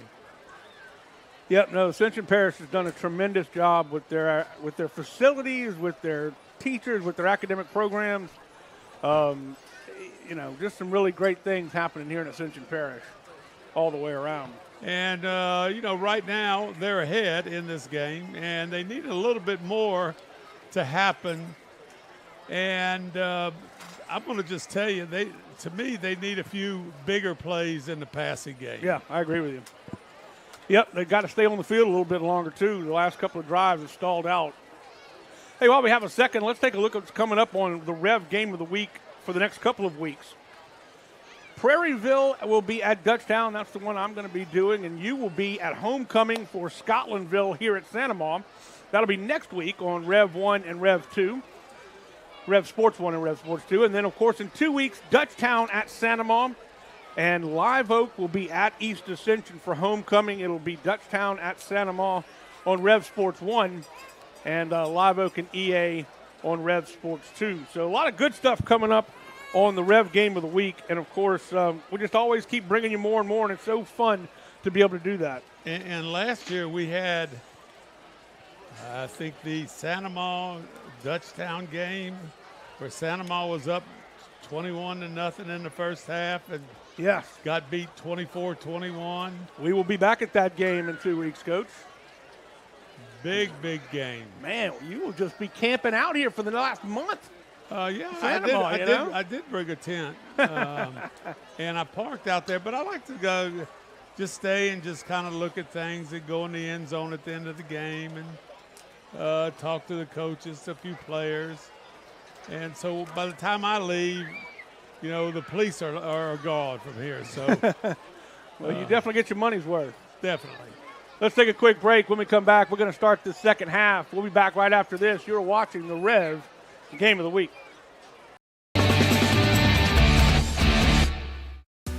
Rev presents the Action Minute. Here's the Clinical Director of Action Therapy and Wellness, Haley Leindecker. Let's talk about preventing hamstring tears with football players. The single leg glute bridge will strengthen your hamstrings and glutes. Lie on your back with one foot on the ground and the other leg extended. Push through the grounded heel to lift your hips, keeping the leg extended in line with your body. Hold at the top, then lower slowly. The Romanian deadlifts build eccentric hamstring strength and reinforce proper hip hinge mechanics. Stand with dumbbells or a barbell, hinge at your hips with a soft bend in the knees, lower the weight down the front of your legs, and return to standing using your hamstrings and glutes. For walking lunges with hamstring emphasis, take long strides into a forward lunge, leaning slightly forward at the hips. Focus on pushing off the heel of the front leg to engage the hamstrings. Action Therapy and Wellness specializes in physical therapy, sports therapy, and hand therapy. Just remember, no referrals needed. Give us a call today.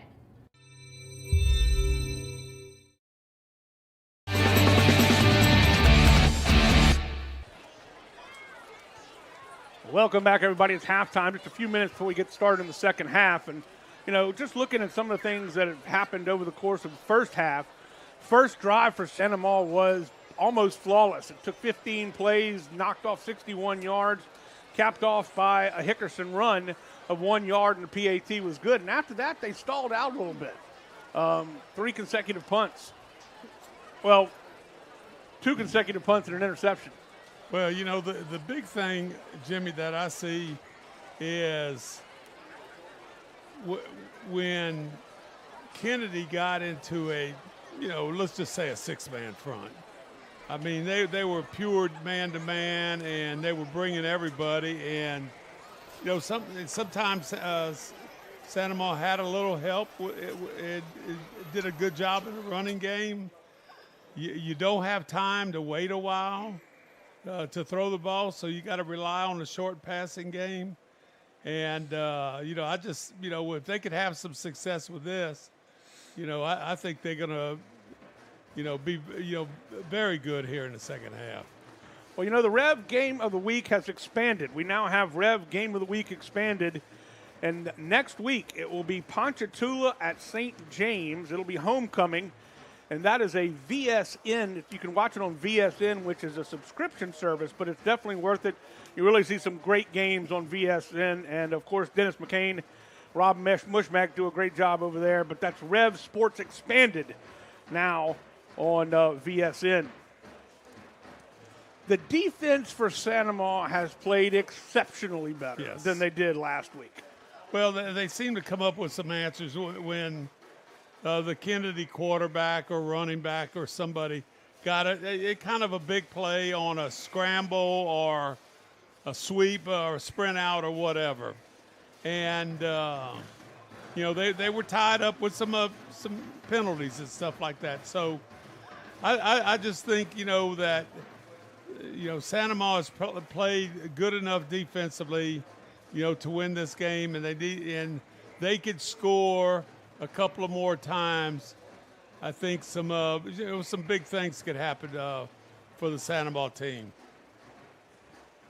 Have you taken a look at what's happening in the top 10 this week? Who's in the top 10 for 5A? Well, it's a little bit the same way it has been the first 2 weeks. It's Carr. I think the first 10 years it's been this way. Catholic High Baton Rouge, and they're playing U High tonight. Ruston is 3, then not Neville. Central, big game this week with Walker? With Walker tonight. Tonight, yeah. St. August 6, followed by Alexandria Senior High, John Curtis. Destrehan, the only team in the top 10 with a loss, and Zachary rounds it out in the top 10. Now for 3A, we haven't even mentioned the fact that John F. Kennedy is the number 9 team in 3A, so there's no slouches here, that's for sure. St. James is number 1, Sterlington, Madison Prep, Jules Sumner. U-High is number 5 in 3A. Bunkie, Gina, St. Charles Prep, and there you have John F. Kennedy and Church Point. I'm just not believing University is 5th ranked. Really? I haven't seen them or really heard much about them this year. I know they lost in the Dome to Rummel last week. Right. But they have some very good players on that team. And so, and of course, St. James, I think they are either won it last year or lost it in the finals.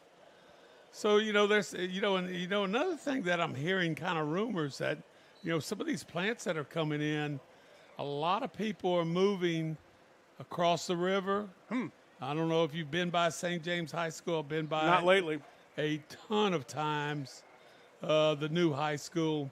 And it is beautiful, very well kept, and it would not surprise me one bit to see them move up in the ranks of power ranking in maybe 4A. Somebody said 5A. I'm not real certain about that one. When did they redistrict or reclassify every 2 years now? Every 2 years. Yeah. And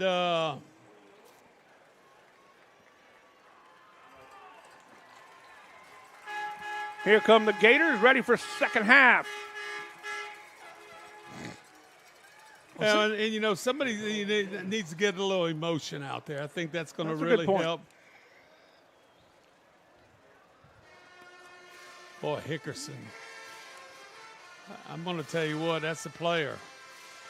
It'll be interesting to see if they open up the passing game a little bit and see if they can open up the middle a little bit more for him. He's having some great runs, but they're hard runs. And I do think that the defensive line is starting to key in on him a little bit.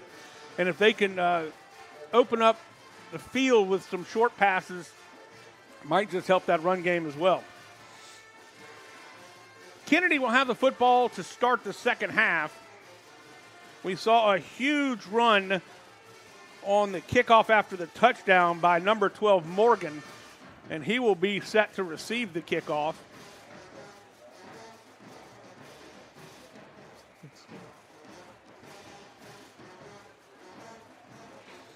And again, that's something that the Gators have had a little bit of trouble with. They gave up that 92-yard touchdown run against Byrd, and they had if I'm not mistaken, didn't they have 2 returned last week for touchdowns, a punt and a kickoff?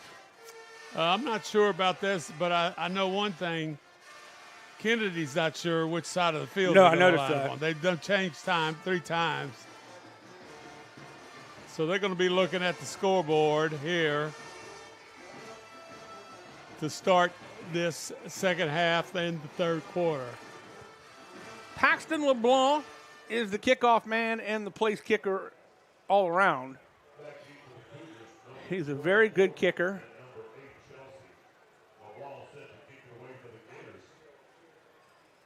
And we are set to begin the third quarter. It is 7-6. Sanama scored on the opening possession. Kennedy answered on their second possession, but couldn't make the extra point. And it is a line drive, short kick taken by Morgan. It'll bounce high once, and he makes one man miss, and then he is crushed. Meir and others on the stop. That was an excellent kick. Is that 40? Nice kick right there. Paxton LeBlanc. Ball got a high bounce. You say, oh, look, a high bounce right there. Caught it, but you had unblocked players coming down there making the tackle, and a very good job there by the Gator kicking game. Richard Cooper in on that stop as well on special teams.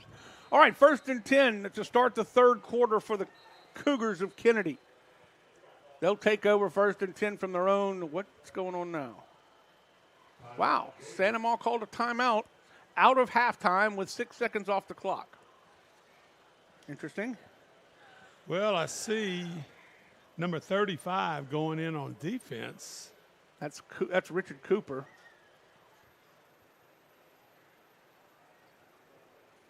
That's wrong.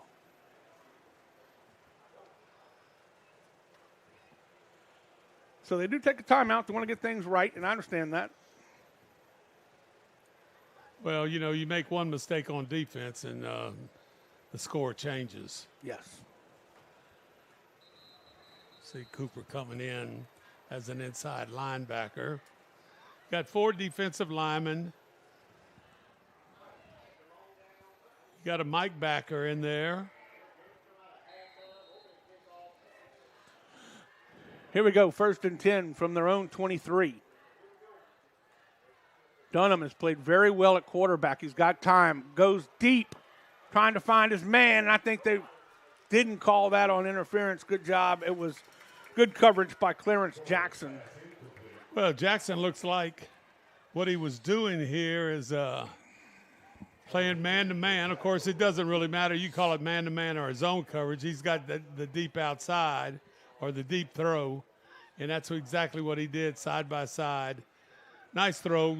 Just incomplete. Intended for Terry Jacko, number 2. Brings up 2nd and 10 now. Nice hole up the middle by the offensive line, and it's going to be Chelsea off to the races. Is anybody going to catch him? It's going to be Schonberg going to push him out of bounds, but not before he gets all the way down to the Gator 30-yard line. Wow. No flags down, so this one's going to stand. They actually give it all the way down to the 25 or 26. That was a 47-yard run. And the ball, still waiting to spot it. Yeah, that's a 27-yard line. Huge, huge run. That was a nice hole up the middle by Ashton Hunter and Walter Peters, the center. Both those guys are new to the starting lineup this year.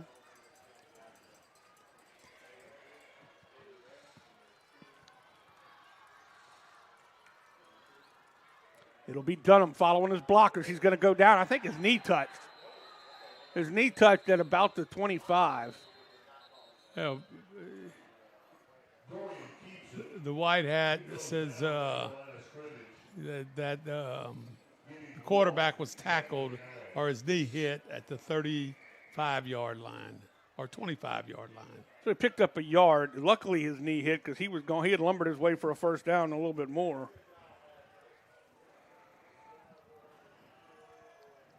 Second and 9, the nose of the football at the 25. The Cougars scratching at the door here after that big, big run by Kenny Chelsea. We have not seen much of Kenny Chelsea running the football. He'll get it this time. He'll bounce it outside. Great tackle on the pursuit. I think that was number 34, I believe, or was it Preston? Pearson. Making the stop there for the Gators, number 24, Kluot, 24. Boy, and I tell you what, that was Kluot just came out from nowhere right there and made that tackle right at the line of scrimmage. Third and 9, a timeout called. They haven't changed the scoreboard. I didn't see who called the timeout, if it was just an official timeout. I think it was. Not a real timeout that would be charged to either team. 10:34 to go in the third, just underway here, and it's 3rd and 9. This is a big defensive play for the Santa Maria Gators. Clock's running. Now they're pumping up the crowd. They know how important this 3rd down play is.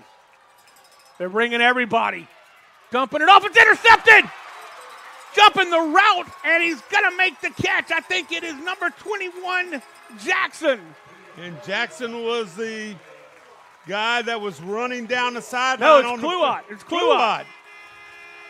Great job by Kluot, boy. You're right, Jimmy. He jumped that route and had about an 8 or 10 yard return. Everybody gets a little bit fired up, especially on a big play. Throwing that ball into that sideline, a lot of times things don't go well for you. They knew how big that 3rd down play was, and they came up big. 1st and 10, let's see if they can get this offense rolling once again. Take over from their own 34. Well, they're moving that 33. Tight end. Hand off to Hickerson. Hickerson's going to pick his way for 2. He's not going to get 3. He's going to get 2. Good stop by Daniel Kelly in the middle of the interior of that line. Well, everybody's looking to the sideline to see what the play's going to be. Offensive line gets into a small huddle.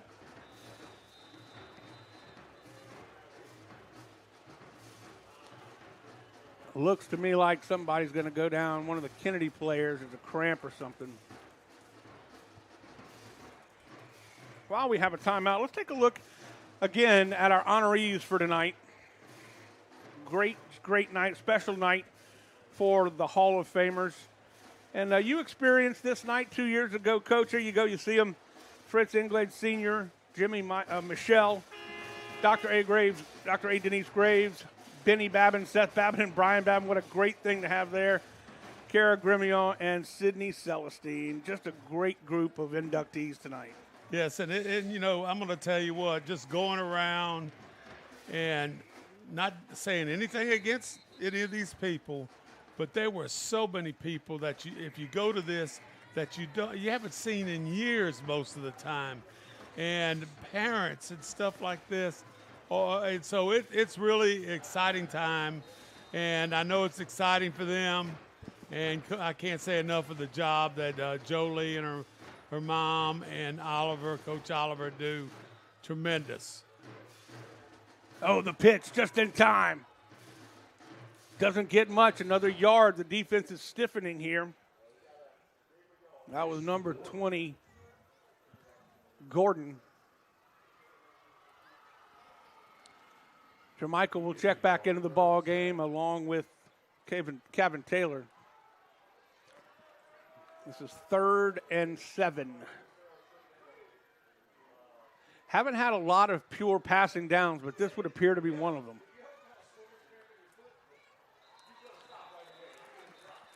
And offsides, encroachment or offsides. Well, the Kennedy players going, you can't do that. You can't give them 3rd and short. Penalty number 8 against the Cougars. So that's a huge one. It brings up 3rd and 2 now. And so is it going to be a short yardage defense where they line up with 5 or 6 people down in those gaps? Santa Maria's going with an empty backfield. They're showing like they're bringing a bunch of folks. Let's see. They're coming. Everybody's up. They're bringing everybody. Throwing it down the field. It's caught. He caught it. Still on his feet. It's Hickerson. Hickerson down to the 11. How did he manage to catch that ball over the outstretched arm of Daryl Valdery? Well, I'll just tell you, Coach, right here, I'm all about one thing. I love that empty backfield. And realistically, I thought pass interference could easily been, not easily called, but real easy. Yeah, yeah. And then you're completing it to a guy that shows you he might be as good as anybody at running back right now. This will be a little scat. Still on his feet, spins toward the goal line down at the 1. Gordon again on the carry. He's getting some action. I thought for certain Gordon, all he had to do was turn around and fall in the end zone, I thought. That was close. Very close.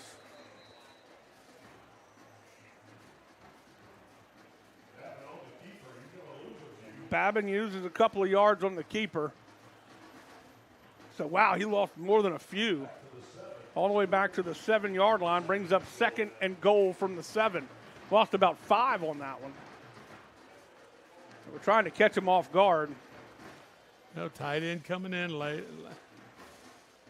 It's Cooper Ladner.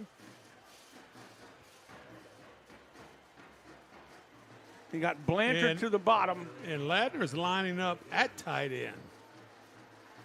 So you got people coming right off the corner. Bad snap. Got to pick it up, and he's running into the end zone. Did he get in? He's close. Touchdown. Cooper Babin just willed his way into the end zone. And I know Cooper's probably not. He might be excited or happy right now, but he's not excited or happy about what it's taken, because he probably knows we're a little bit better than this team, okay? Just kind of bobbled below that was snap. close to being taking a knee right there. Yeah, I thought so, too. Ball crosses the plane. Great job. But it's all keyed on that great pass to Hickerson and really the great catch by Hickerson. LeBlanc boots it through. And with 6:57 left to go in the third quarter, the Santa Maria Gators take a 14-6 lead. We will take a quick break. We'll be back right after this on the Rev Game of the Week. Welcome to REV, delivering fiber-powered technology for both your home and your business. With phone service that connects you to what's important, internet that keeps your devices up and running, TV that delivers all the big moments, and security that protects how you live and work. All backed by local support teams right here in Louisiana. With 5-star service and reliability you can count on, we're ready to connect you to the people and places that matter most. REV.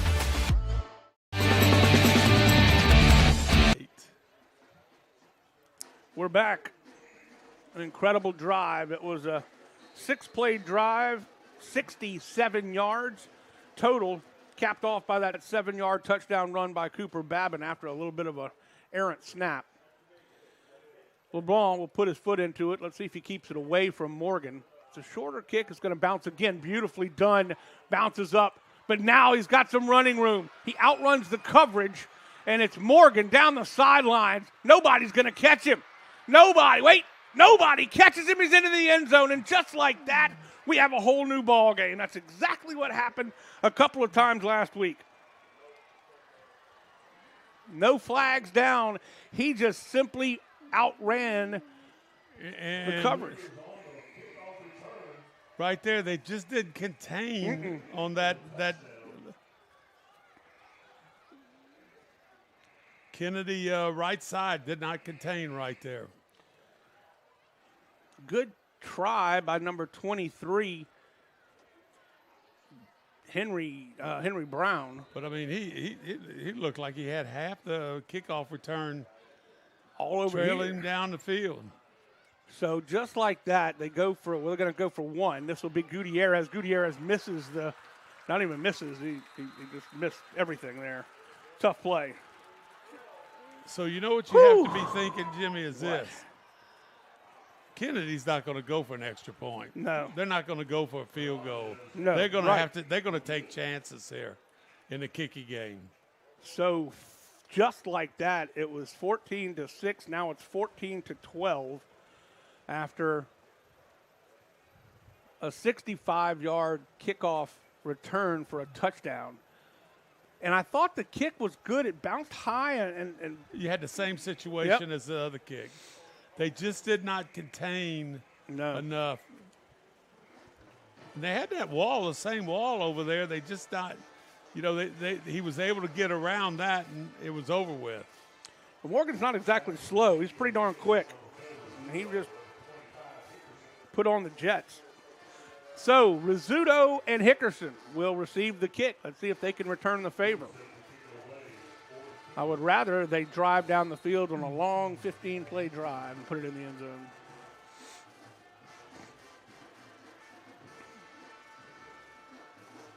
Booming kick by Gutierrez. It'll be taken by Rizzuto. Rizzuto, he's got a little bit of a hole, but he will be chomped down at the 38-yard line. 17-yard return.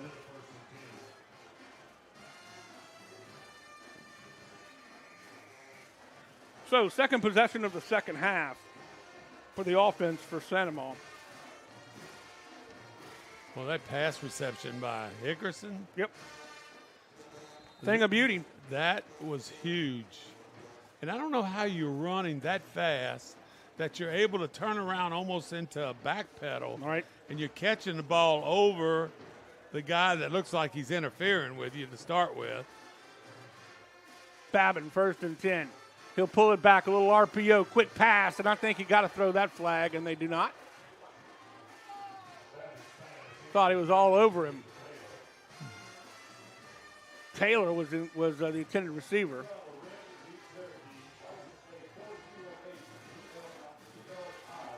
Brings up 2nd and 10. I like that pass. I like the pullback and the quick pass. No doubt. Well, if you are in this situation right here, Ladner comes in. Ladner comes in at tight end. Ellis is in the slot near side with Rizzuto outside. This time Cooper will keep it. He's going to be chased down from behind. So fast. Number 6, Valdry off the corner. Man. Nobody blocked him, and he's just a little faster than Babin is. Well, whoever's got contained, you may have to block 2 people. And, the way I would teach it is you make sure you take care of the best athlete. Timeout, Cougars. Why would they take a timeout when there's 2 seconds left to the hydration 1, 2, timeout? 3, 4, 5, 6, 7, 8, 9, 10, 11. They had 11 out there. So I don't know. I think they still have to take the hydration timeout. I'm not sure. 6:02. Cougars take a timeout. We'll take one as well. We'll be back right after this. You're watching the REV Game of the Week. Welcome to REV, delivering fiber-powered technology for both your home and your business.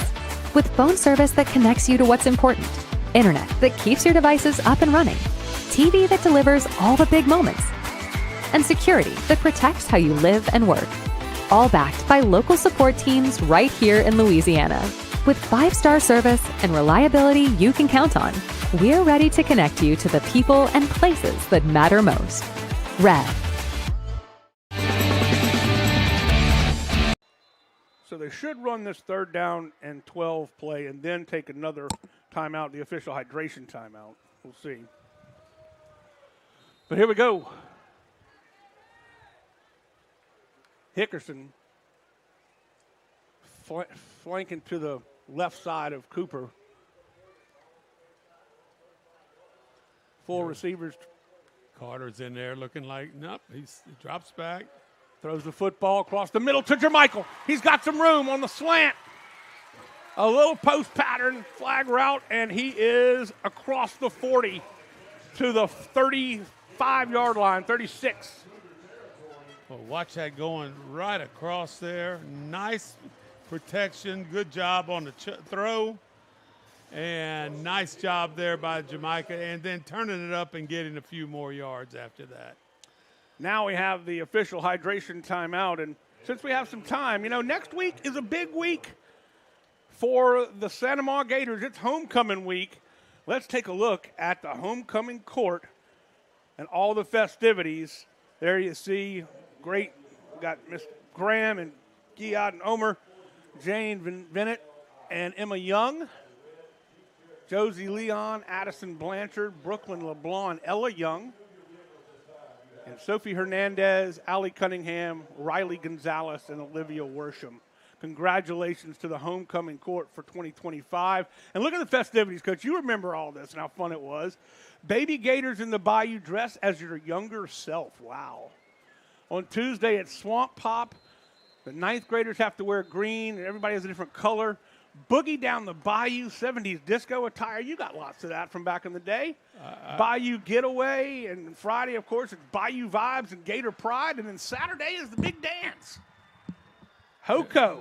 Yeah, my wife would not let me leave the house unless I was dressed appropriate for the situation. I would expect no less, my friend. I might want to run the ball here. And I think they will with Hickerson. And I'm telling you, this defense has figured that out a little bit. A loss of a yard.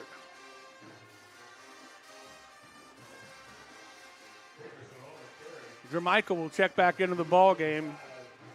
Gordon will leave. Jamaica's, coming off that knee surgery. First game of the year last year. Seemed like he's at 100%. Sure acting like it. He's got 14 catches on the season coming into the ball game. Babin's going to be slung down from behind, and he's going to lose 2, maybe 3. That'll bring up 3rd down and 15. A flag's going to fly. And it looks like it could go against Santa Maria. If that's the case, that will be truly unfortunate. See that Babin runs, he tucks it, and then he is just tackled from behind. His helmet comes off, so he's got to come out of the game, I think. Oh, man. David Oliver's going to blow a gasket. 15-yard penalty. Babin has to come out of the game for a play. Tyson Morin looks like we'll check in for at least one play, and it brings up 3rd down and 1,000. No, not really. 3rd and 38.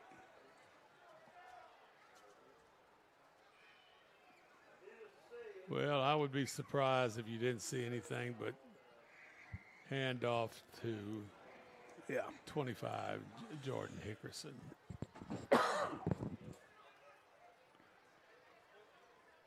Nope, they're going to throw it. They're going to dump it off on the screen, and it's incomplete. Hickerson was a little low and touched the ground, but there's a flag down around the 33. Holding on the Gators, man, this drive just will not mercifully end, unfortunately. So now it's going to be 3rd and 39.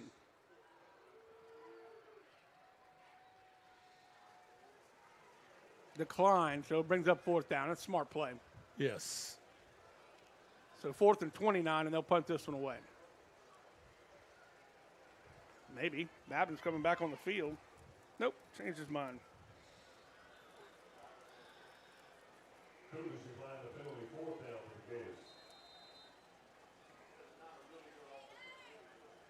Miet will put his foot into it. The coverage has got to be better. Morgan's back to receive it. Well, you got the wide side of the field here. Is it a return left? Well, so far, Miet has not allowed anybody to return the ball, and he's been able to pin it deep in their own territory. And this is another boomer.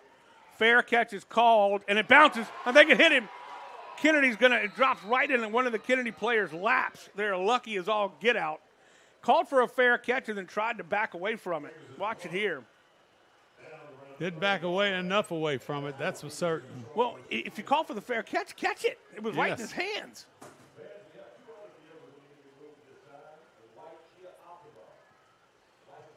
4:27 left to go in the third quarter, and this has been an up and down game for the Gators. As soon as they do something good, the pistol comes out and they blow off a toe.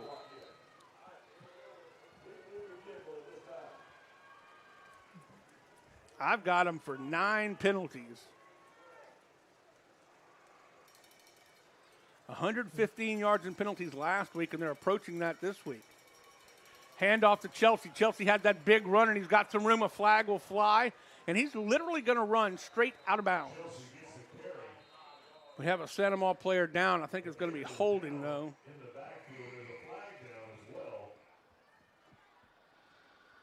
Well, the Santa Maria training staff out there right away. Holding against the Cougars, that'll back them up. Dutchtown is leading 62-0 over Collegiate BR in the fourth. Sam Houston 14-12 over EA. That's a close one.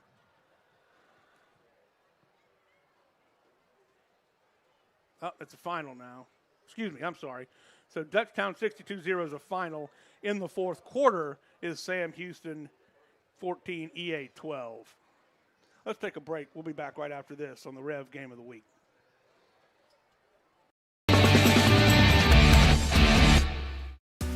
REV presents the Action Minute. Here's the Clinical Director of Action Therapy and Wellness, Haley Leindecker. Let's talk about preventing hamstring tears with football players. The single leg glute bridge will strengthen your hamstrings and glutes. Lie on your back with one foot on the ground and the other leg extended. Push through the grounded heel to lift your hips, keeping the leg extended in line with your body. Hold at the top, then lower slowly. The Romanian deadlifts build eccentric hamstring strength and reinforce proper hip hinge mechanics. Stand with dumbbells or a barbell, hinge at your hips with a soft bend in the knees, lower the weight down the front of your legs, and return to standing using your hamstrings and glutes. For walking lunges with hamstring emphasis, take long strides into a forward lunge, leaning slightly forward at the hips. Focus on pushing off the heel of the front leg to engage the hamstrings. Action Therapy and Wellness specializes in physical therapy, sports therapy, and hand therapy. Just remember, no referrals needed. Give us a call today.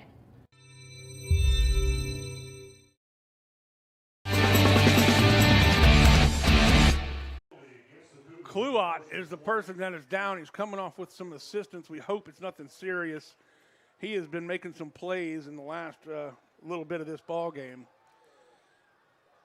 Looks like he's putting a little more weight on things. Brings up 1st and 10 now. The ball back at the 20-yard line of the Cougars. Dunham in the flat, finds his man. Still on his feet, can't tackle him. They finally bring him down. It's Lyons. Broke 2 tackles on that one. 1 tackle, 2 tackles. Finally chased down by Kyler Rock. We haven't heard much from Kyler Rock today. Or at least we haven't called his name much. Second and 3, pickup of 7. It'll be Dunham taking it himself, following his blockers. He's going to get the first down and more. Oh, he's closer than I thought. He does get it by a yard. Brings up 1st and 10. Picks up 4. Just enough. Well, they seem to run a lot to that right side. There's their home side. Again, the only returners from last year's 10-2 team are the 2 tackles. Calvin Solomon and Kylie Green.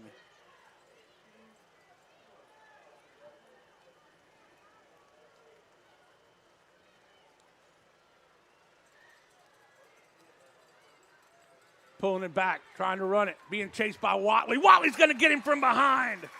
A pickup of 1, but great job by Jeremy Watley. Again, right side, huh? Yep.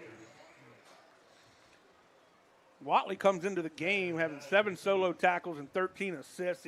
He had 3 tackles for losses in the first 2 games. Well, together, combined. 2:32, and the clock is rolling. in the third. No gain.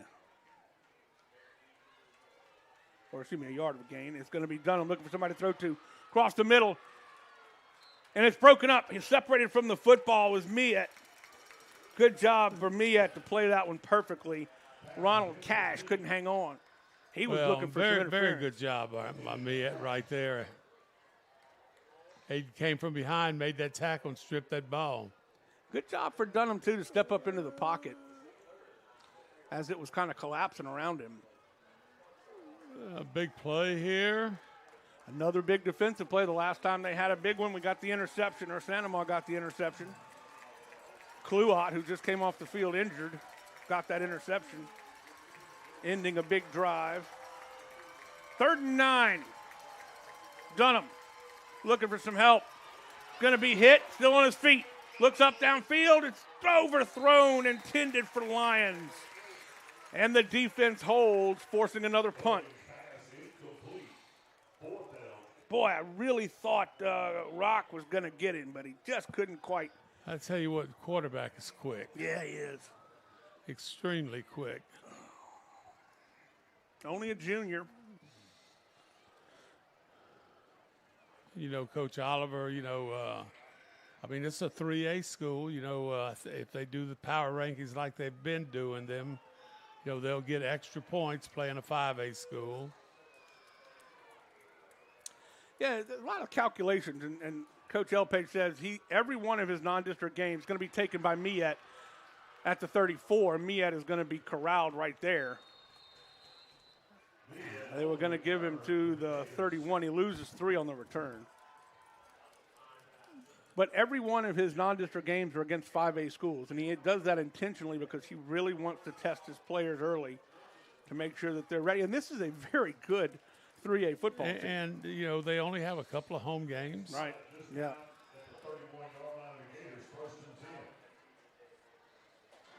I'm not sure what the situation is right there, but I do know this, that scheduling in New Orleans between all the teams that you have is interesting.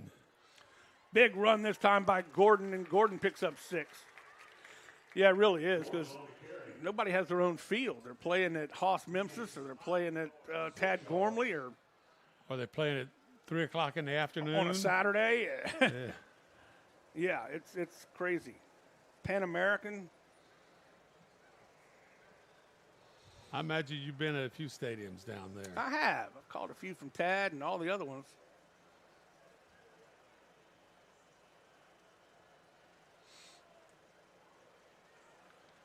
Brings up 2nd and 4. Nice pull by Cooper. Cooper looking for some room, and he's got it. There's going to be a flag. I would have to imagine that's a face mask, but I hate to speculate. That's my initial thought, too. But I don't see a face mask. I'm looking at the replay. Holding? Is that what it was? Well, I see the couple of the offensive linemen. So another penalty negates a big first down. I guess it was holding on the receiver who was blocking out for Cooper.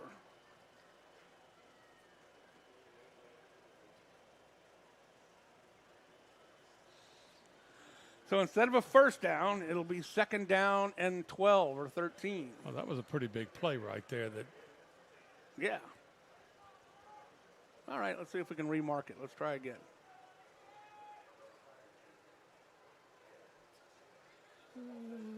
I give up. 4. Need 4. 2nd and 4. 2nd and 4.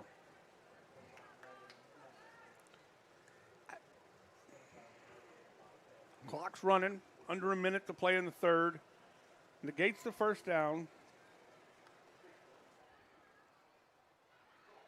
Be a handoff. Look at that. There he goes. Hickerson is so tough in the interior of that line. Drags the pile for 13 and crosses the midfield. And I'm going to tell you, Hickerson, just a junior, that's doing the damage in the run game. Carter Babin did a great job of blocking outside and turning the defensive back or the defensive end away from the play and opening up that hole. But a lot of that is all Hickerson.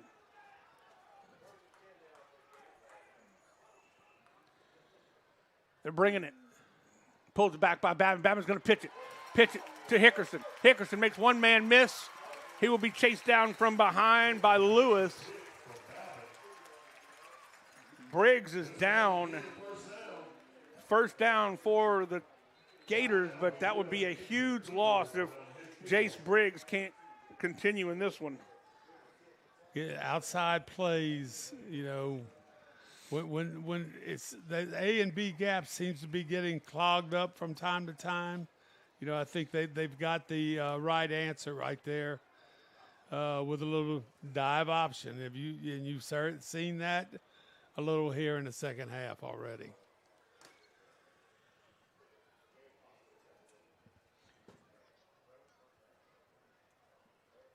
Let's take a quick break while we have a man injured. We'll be back right after this on the Rev Game of the Week.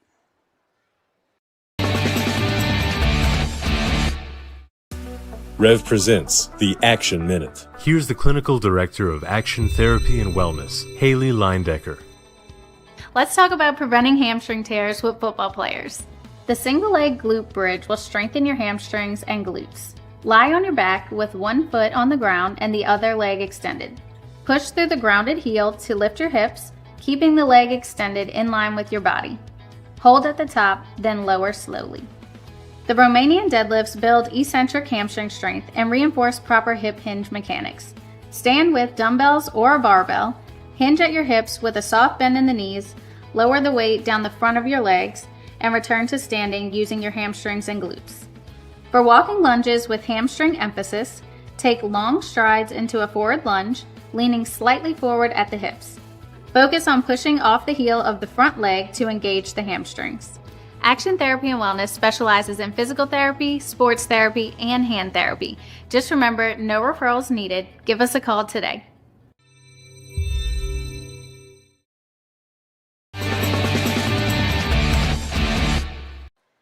Looks like Briggs is going to be, they're getting him up. They're trying to certainly hope for the best for him. We don't want to speculate, but he's been down a while.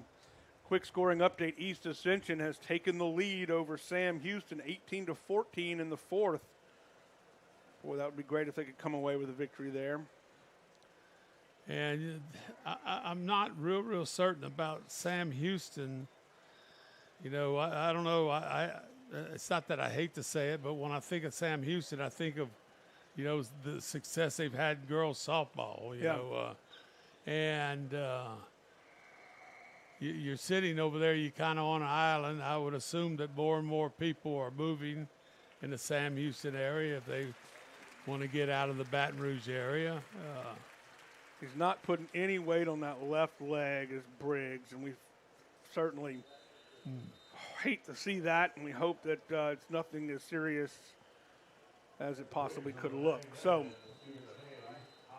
we've got 3 seconds left in the third. And they will run that off, and we're going to head down to Jolie Hartman. Jolie, who you got?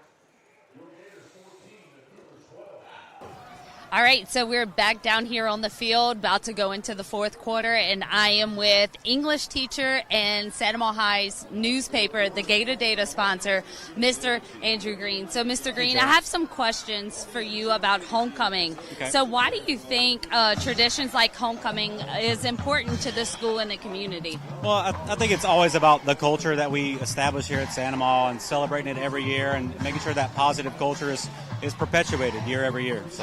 Yeah, absolutely. And so, I know you only because we're colleagues, but you are also a former Gator and alumni. So, tell me what's the difference between maybe homecoming as a teacher versus homecoming as a student?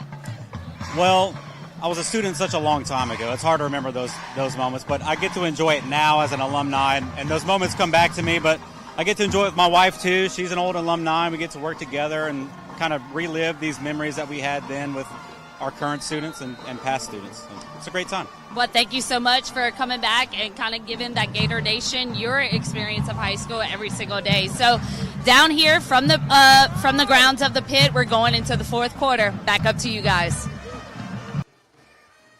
Well, here we are back at the 34-yard line. And handoff to Hickerson right there, and he is met quickly by the defensive end, number 5. Dominic Ruth. Dominic Luke was quick right there, and here we got to go to heavy formation, or not necessarily heavy, a tight end formation. 2nd and 15 now.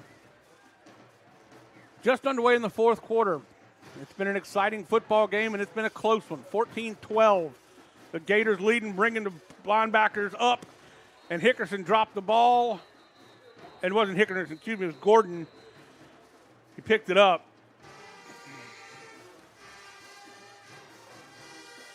Valdery thought he had the football. That's not Valdery, that's... Can't see his number.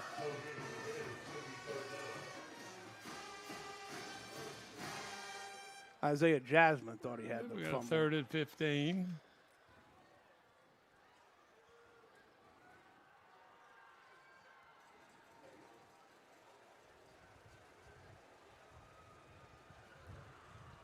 Offense has been stymied by this defense at times, of course, and then the penalties have just racked up. Coach L. Page has game planned well for this one on defense. Throwing the football into the dirt, and there's a flag. I think it's going to be roughing the passer or a late hit. Well, they could, but I saw a holding on the other side of the field when a receiver ran a little out and up, and the DB grabbed him.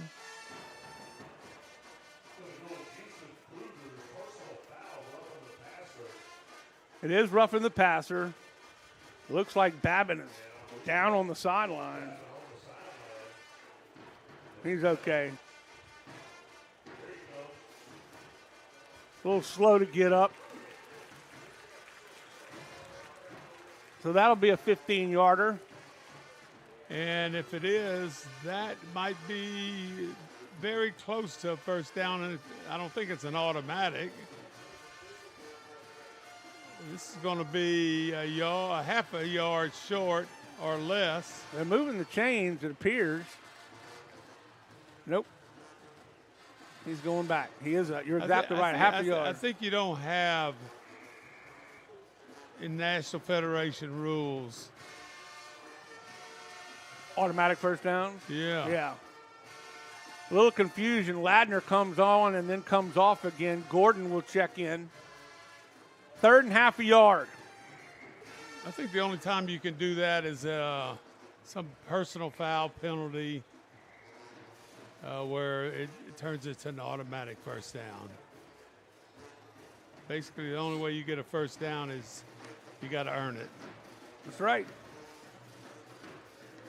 Play clock is stopped. There's some confusion by the officiating team. Officiating crew, they're going to gather together at the ball, at the line of scrimmage. I'm wondering if they're discussing it amongst themselves if it's a first down.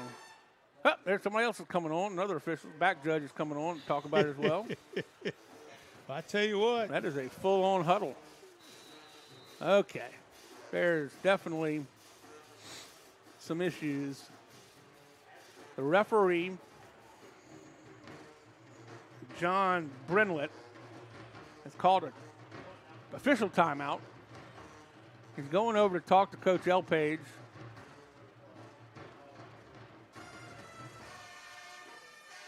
And Cooper Babin's coming over to talk with his dad, Seth. Then you got the line judge right here.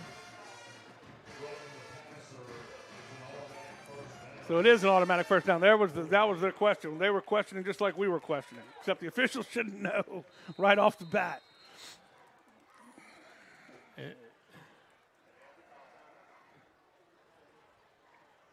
Landon Blanchard takes his gloves off, so he's taking the gloves off, and now we've got a timeout. Holy smokes. Gators call a timeout. Hey, let's take a look at what happened this week in middle school football.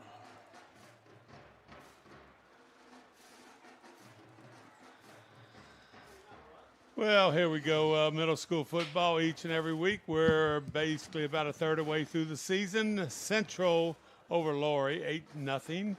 Galvez had a big game, won 28-6 over Bluff.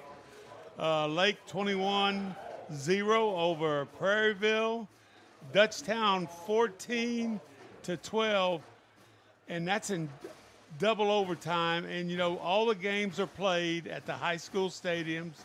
And one of the things, one of the complaints was you can't finish games in middle school. And if it's double overtime, I promise you, you're not finishing that game. So good job right there, winning in double overtime.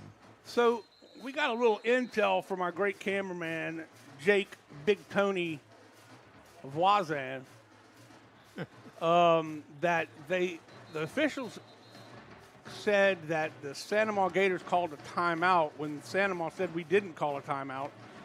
Anyway, that was part of the problem, and I saw John Brenlett there, Brenlett just kind of really giving it to the coaches on the sidelines for the Gators. Either way, 1st and 10 on the penalty. Handoff up the middle. Hickerson trying to run the football, still on his feet, and they will sling him down, but it was blown dead on the forward progress. That was Valdery. Nothing wrong with that play. The crowd thought it might have been a late hit, but it was in the process of slinging him down as the whistle was being blown. So there's nothing wrong with that. Lose a yard on that play. Sure would like to see him go to the air a couple times here. Like that quick slant again. And you got a nice little throw into the end zone, which just looking at the coverage, it looks like they're bringing the house.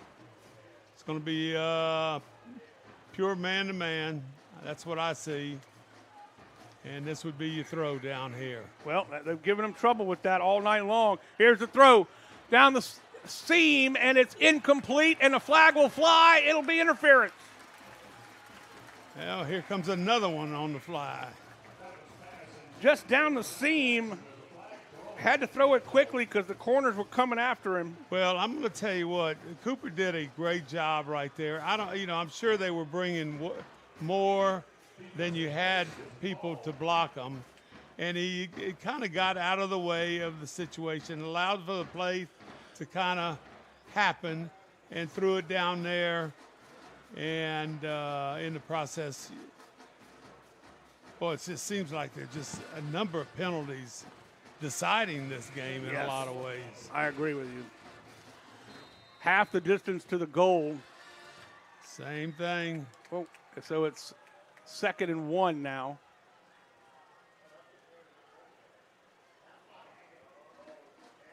There's the snap, handoff to Hickerson. Nope, pulls it back. Hooper Babbin's got some room. He dips inside, touchdown. And that's how you do it. Cooper pulls it back. He saw the end crashing, and he was down. He was going for it. Well, the Cannon had to wake him up a little bit.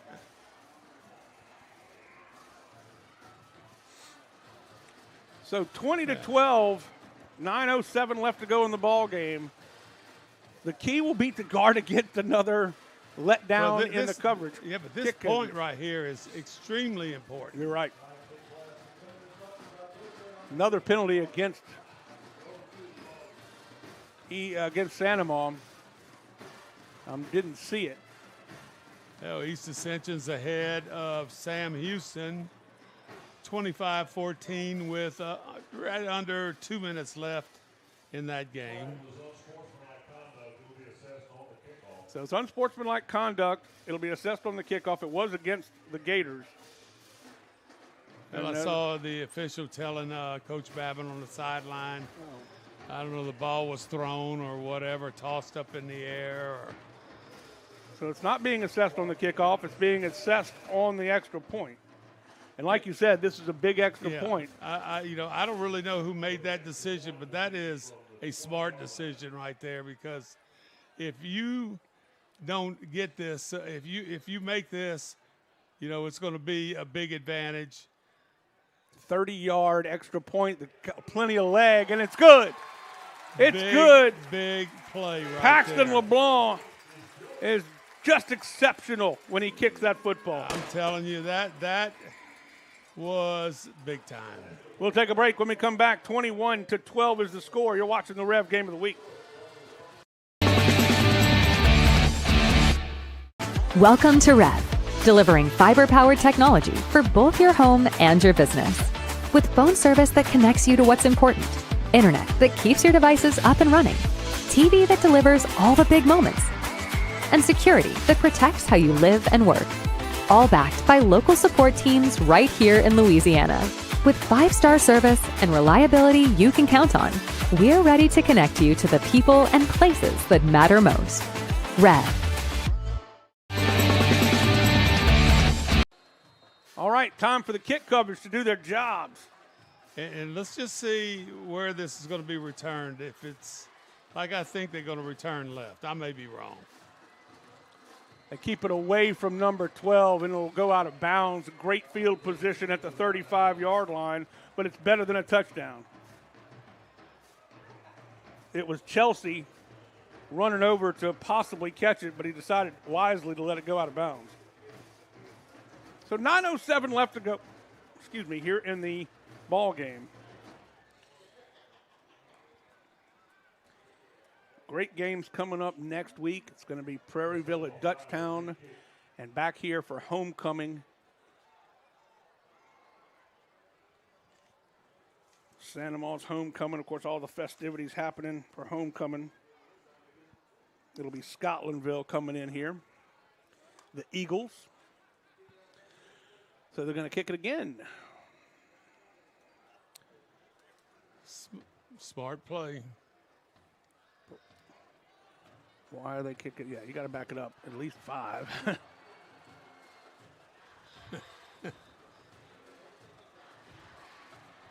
So, I don't know if this is something that's actually been happening or something I'm just trying to dream about. They seem like they're doing a lot of things into their sideline. Yeah. Smart play right here, kicking over here. Now you got to go across 50 yards over there. If that actually happens.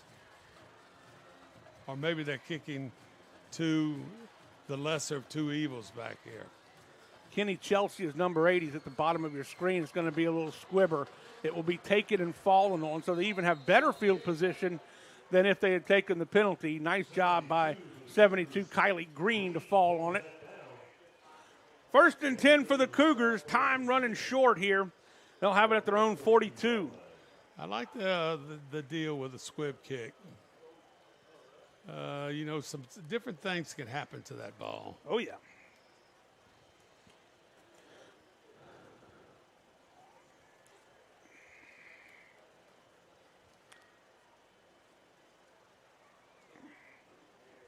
Yeah, we got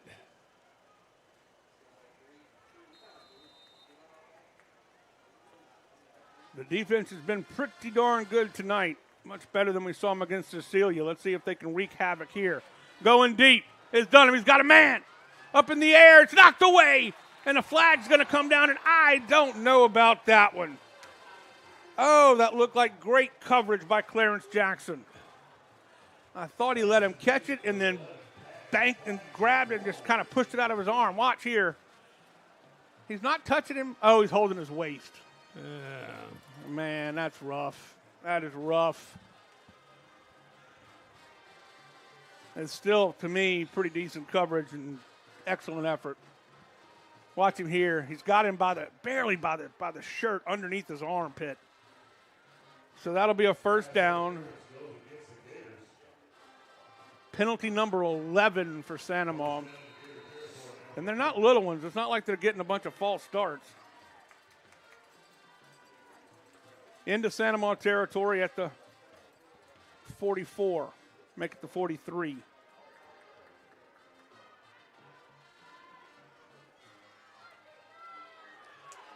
Watley's chasing Dunham. Dunham throws the football and finds his man in the zone, and it's incomplete. He had right in between the coverage and just couldn't hang on to it was Lyons. Man, he just kind of mistimed that one a little bit. Mistimed it, and it looks like the secondary timed their contact with the possible receiver at a good time. 2nd and 10.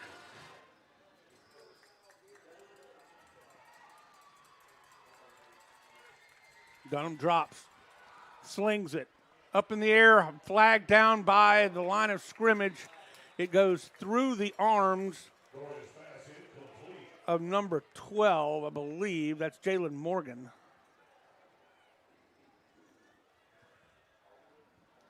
No, that was intended actually for Rashad Jackson, but there's a flag down by the line of scrimmage. I would expect that to be holding by the offensive line.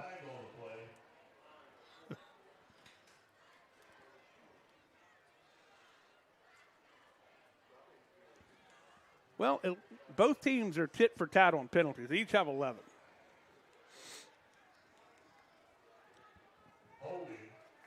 Backs them up 10, 12 and 20, 2nd and 20.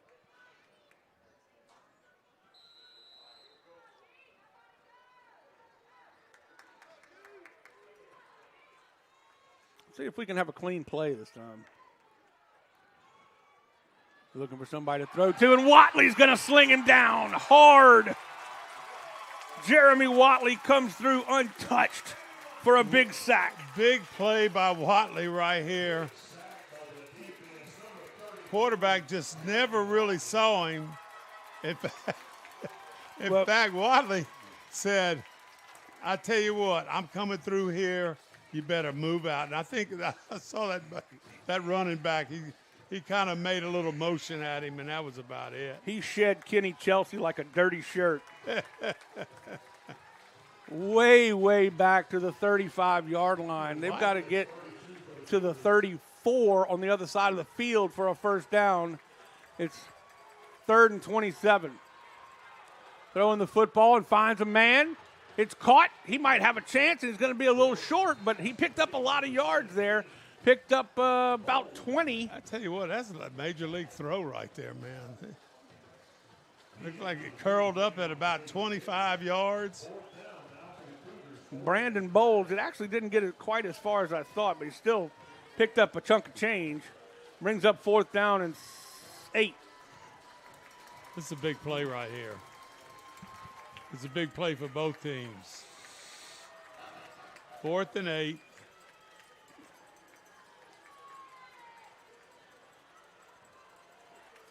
Seven seconds on the play clock. 4, 3. They got it off. Coming on the corner blitz and leaves him wide open. The pass is caught by Jacko, and it was Miette coming from his corner spot, and unfortunately, or from the linebacker spot, and nobody picked up the receiver. There were just nobody there to cover him. Well, it could have been that guy because there was one guy deep. So a big pickup and a big first down for the Kennedy Cougars. Clock is rolling at 6:40.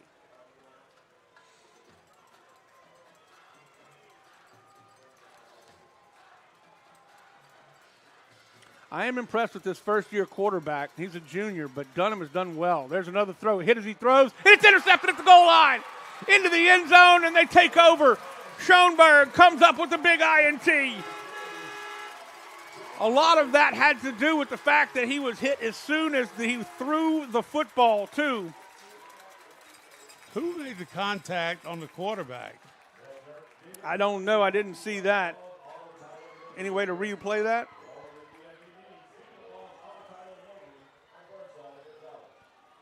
Here it is. Watley, I think. Maybe, I don't know. It looked like a 32, but I couldn't see for sure. But nonetheless, he was hit. He kind of folded up and didn't have his foot or feet under him when he threw it. And I got to tell you, that was a fine effort. What's the problem now?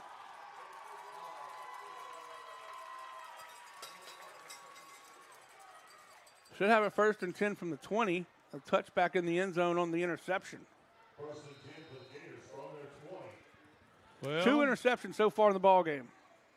Do not be afraid to throw the ball in this situation.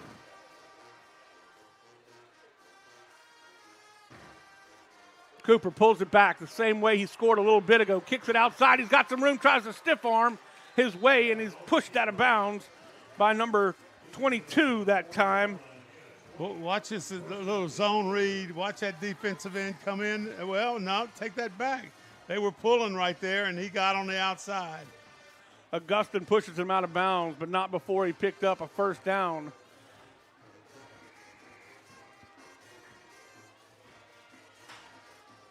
So the 20-yard pickup for Babin. Taylor will come off the field.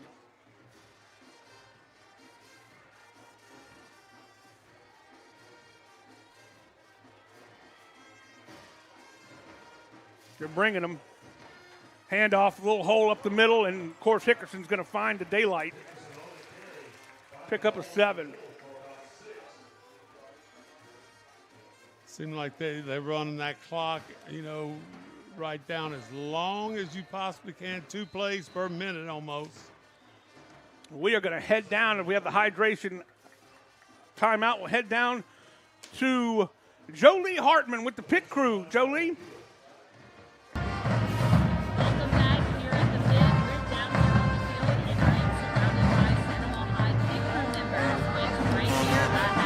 From all of us here in the press box, tonight's game, I want to thank Don Seafood for sponsoring the meal here in the press box. That's Don Seafood.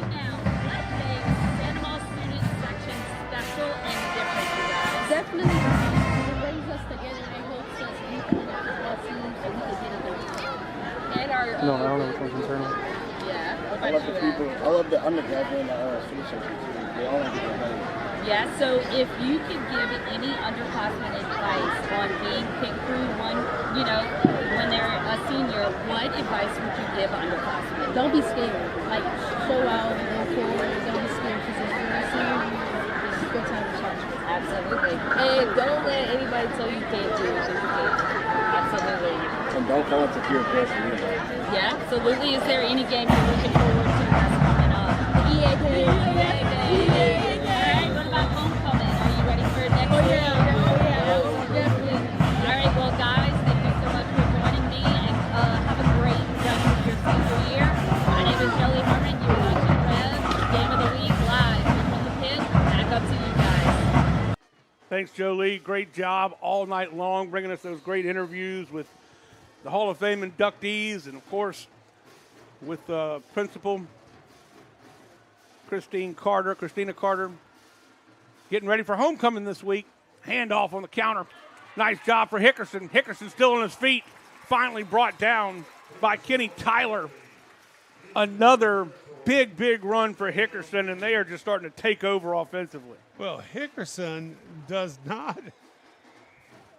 I would be surprised if he's fumbled all year. Yeah. I know we were only in week 3. But he holds on to that ball, and he stays low. His center of gravity is really low to the ground. I wish that we had the ability to track yards after contact, because he is getting hit, and then he's still picking up big yards after he's being hit. By the way, East Ascension, Sam Houston has gone final. EA wins that one. They're 2-1 on the year. Another good run this time by Gordon, and Gordon will be tackled by number 33 that time, Dylan Holiday, sophomore. Picks up 4. I'm not going to give him 5. I think 4.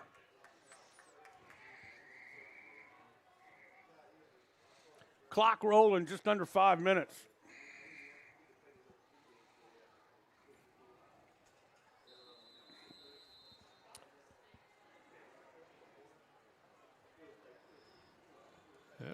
What's going on? They're at 16 seconds. They're waiting for it to run down, and I don't know why. They were sending Jasmine. Is standing on the ball. They sent Jasmine off the field. I mean, literally said, get off the field.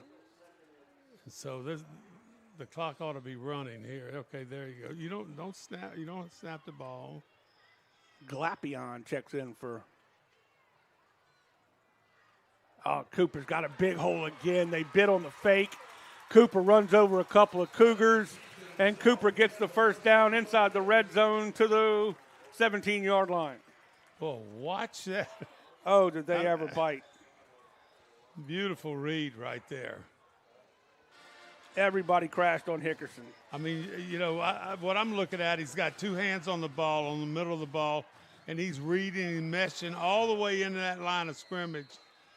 And that defensive end sucked so far down inside of there. Cougars call a timeout, and we'll take it with them. 21-12 is the score. 4:06 left to go here in the ball game. Don't go anywhere, folks. Back after this on the Rev Game of the Week. Welcome to REV, delivering fiber-powered technology for both your home and your business. With phone service that connects you to what's important, internet that keeps your devices up and running, TV that delivers all the big moments, and security that protects how you live and work. All backed by local support teams right here in Louisiana. With 5-star service and reliability you can count on, we're ready to connect you to the people and places that matter most. REV. What do you mean, what happened? We're back, everybody. 4:06 left to go here in the ball game, and the Gators are driving. They have definitely just turned things on.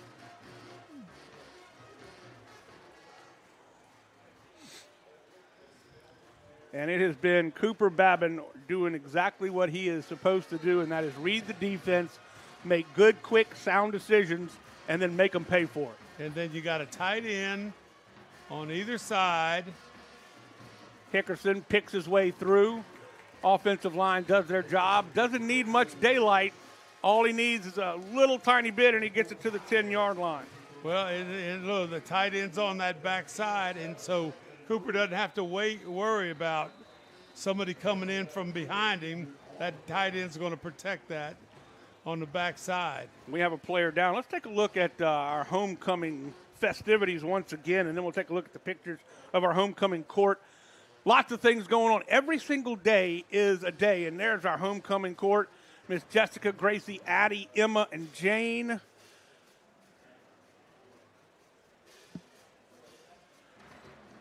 Josie, Leon, Addison, Miss Brooklyn, and Ella. And, of course, Sophia, Allie, Olivia, and Riley. Congratulations to the 2025 homecoming court. All right, here you go. Starting things off with baby Gators in the Bayou. Swamp Pop, every class has to dress in a different color. Faculty has to go tie-dye. You used to love tie-dye back in the day. I know you did. Boogie Down the Bayou, 70s disco attire. And Bayou Getaway, dress as your favorite destination. What in the world? You got to dress as what? Mickey Mouse, I guess, if you want to go to Disney World? Bayou Vibes and Gator Pride. All right, spirit wear. Being a kid is always a lot of fun. Always fun. It takes a lot of thought, though. You know, you got to figure out what you're going to wear. They're going to have a parade. Oh, yeah? That's a big deal, you know, from the school to the stadium here. Oh, nice. Hopefully that's still underway. This is number 33 getting up. That's Dylan Holiday. He made a tackle a little bit ago. It looked like he may have cramped up possibly because he's under his own power. Nobody's assisting him. But, man, when you get one of those Charlie horses in your calf, it just, oh, man, it's brutal. Yes. 3:49 left to go in the ball game. The Gators knocking at the door here at the 10-yard line. 2nd down and 3. Tight end on the backside. So I'm just guessing it's going to go to the right. Well, the offensive line has done what they have been tasked to do, and that is open holes for the running back and for Cooper Babin, Hickerson, and for Gordon. Had a tough time pass protection a little bit, but They haven't needed to throw the ball too Yeah, much you need to tonight. just wait on. There you go. Just you point at that clock, Cooper. Just wait on that clock. That clock is your friend right now. He'll let it run down all the way to probably around 3 before he snaps it. Oh, and they jumped. Beautiful job for Cooper. Got the Cougars to jump, and they take the lead in penalties, by the way. There's this clap, and it just sends number 72. Okay, so the clock's not going to Green. start here. So it gives them a first down, first and goal from the 5. So you can go ahead and run a play. Yep. This game was so tight. It was 7-6 for a long time. Then it was 14-12. Since then, the running game of the Gators has really opened things up.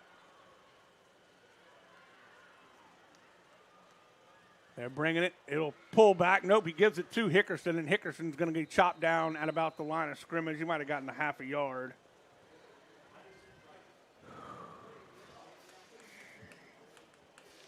Next week at Scotlandville, right here for homecoming with Jeff Porsche and David Swacker. Doesn't get any better than that. I will be at Dutchtown for Prairieville at Dutchtown.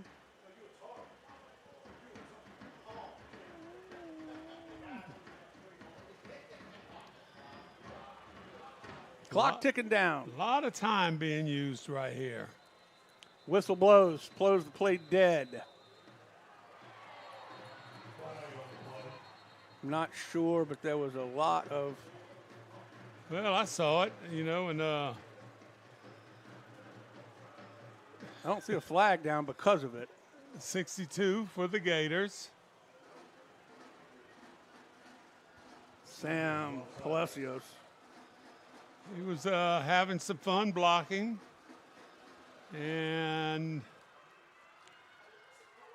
penalty flag was against the Cougars of half the distance, and it brings up second down.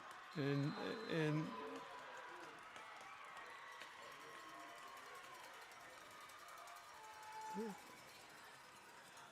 so if they could punch it in here one more time, that would really put the icing on the cake, of course. Hand off to Hickerson. Hickerson in for the score. He picks his way in once again. Touchdown. That guy is a heck of a running back. Hickerson takes it to the house from 2 yards out. I mean, and then look where he's coming. He's got to work on extra point team. He starts to his left and cuts back. He has such great vision and the body control. I'm very impressed with. Just a lot of things, balance, and everything is going forward right there. I mean, there's no such thing as not gaining a yard for him. This kick is up and booted straight on through, and it's 28-12. LeBlanc is perfect on extra points, and it's 2:07 left to go here in the ball game. The Gators leading 28-12. Well, that's two things that I've seen tonight that I think is going to be a real plus. The punting team. Yep. And I believe the extra point / field goal has some opportunities from a lot further distance. LeBlanc is 17 of 20 on the year with tonight's extra points. I thought he had a field goal, but according to the stats, he did not. He does not. But he's a weapon. They will. Yes. Yeah, got to make sure, everybody's doing whatever blocking they have. It looked like a little leakage on the right side right there. All right, well, now they need to go ahead and do their jobs here, again on kick coverage. Of course, they gave up that big touchdown to give them 12 points. Their second touchdown was the kickoff return. And he boots this one away, and he boots it hard. It's going to go into the end zone. Oh, he checked up on him. It's going to roll into the end zone. Man alive, it just went right down the goal line. What a play. Hey, while we have a second, let's take a look at our Hall of Fame inductees once again, because this is a special night for them. And, man, they just really are – they've really been honored here. Jimmy Michel, 225 pounds in 1957. Wow. Can you imagine? What do you want me to play? Yeah. What do you want me to do? He was a big guy back then. Sidney Celestine, of course, had the first 50-foot triple jump in the state's history.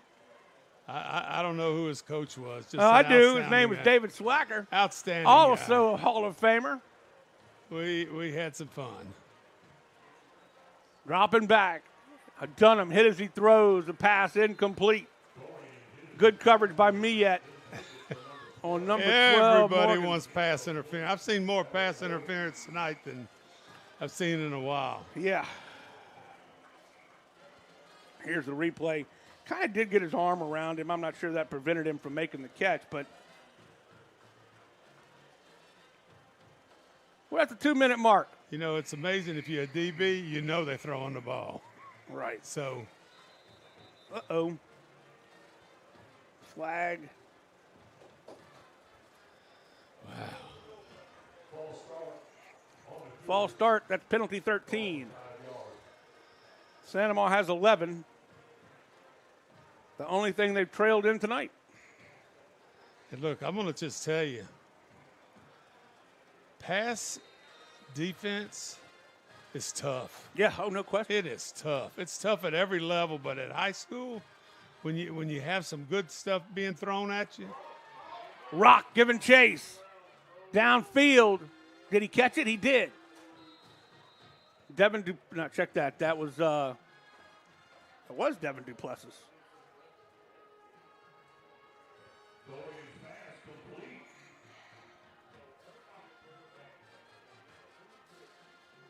Gets the first down, stops the clock as it steps out of bounds.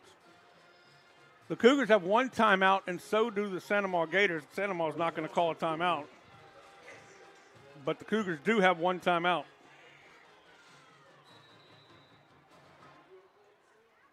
They false start again. Yep.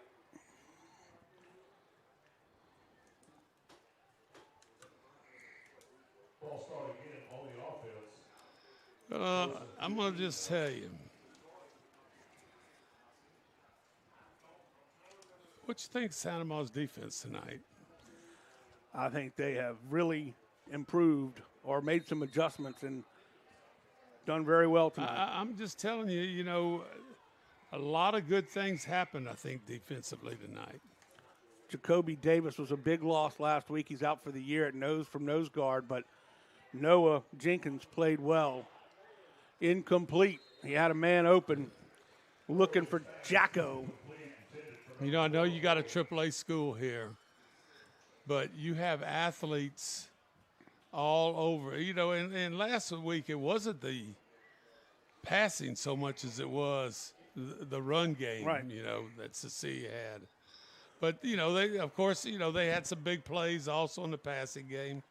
But, you know, from what I see, a lot of that stuff was corrected this week.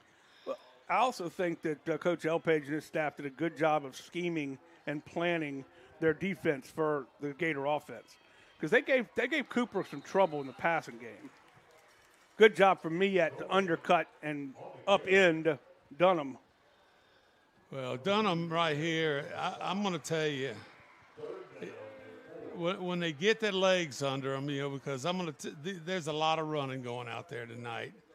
When they get that going, I think, you know, they're going to be very sound. That quarterback Dunham is the real deal.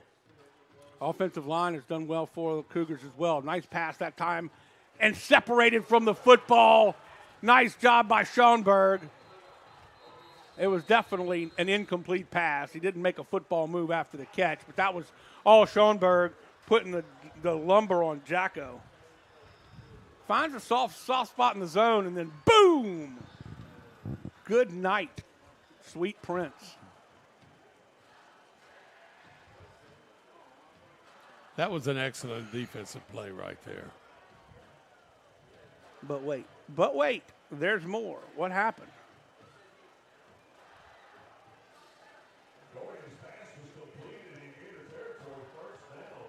They gave him a completion. It looks that way. And not a fumble? If it's complete, it has to be a fumble. Pass is complete to the flat. Breaks a tackle. Still on his feet, run out of bounds. That's the Lions. I'm sorry, but if that pass is complete, that had to be a fumble. Yeah. And it was recovered by the Sanimal. 2nd and 2. 53 seconds left. Wow.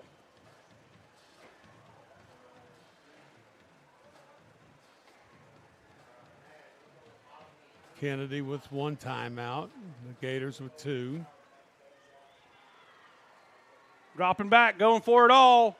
Into double coverage. Schoenberg broke it up. He's already got an interception in the end zone. Thought he might have another one. Hit as he throws. Didn't get his feet under him. He's lucky as heck that Schoenberg didn't intercept it. I mean, this is what I see. You see the Kennedy kids jogging back, trying to get involved in the next play. That's a lot of running. Yeah, boy. Yeah, I mean. A lot of running. And let me tell you, that quarterback's done a lot of running. Pardon me. Brings up 3rd down and 3. 47 seconds left. And this has been everything we build it to be and a little bit more. I do think Coach Oliver is going to have to correct a lot of these penalties, though. I don't want to harp on it. They played good football, but getting down in the district, it's going to be a little more difficult. But, pass interference penalties. I agree. That's hard. Agreed. I mean, a lot of things are going. I mean, when you watch this in the secondary right here, there's a lot of fast things happening. You're right. And I think, that the way it could be improved is you just got to keep playing. Right. And the other thing he said is they did a lot of film study this week on why they were getting penalties. So I think they'll probably do the same thing again this week. And there's a false start once again, backs them up 5. And I haven't seen the false start. No. I haven't seen the offsides. Right. So maybe that's a plus. And I don't even know how many times it happened last week. Right. 3rd and 7.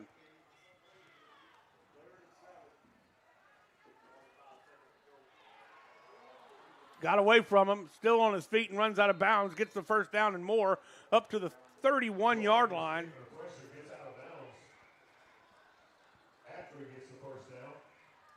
I'd be over there telling that band, you need to be rolling, rocking right now.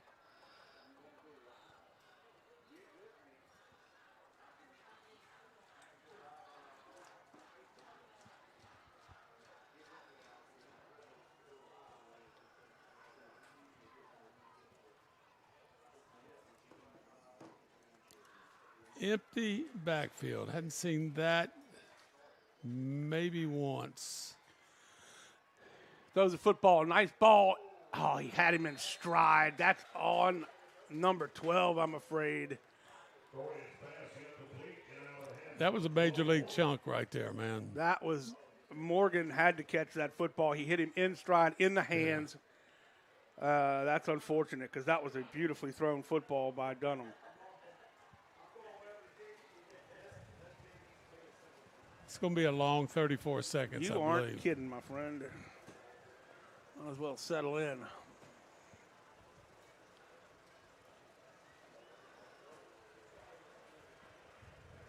Jocko goes in motion. Now he goes back to the same side he started from. Just wanted to see if there might be, well, it's a zone coverage. Going for the end zone. It is behind the intended receiver. And Lions brings up 3rd. Just threw it off his back foot that time, and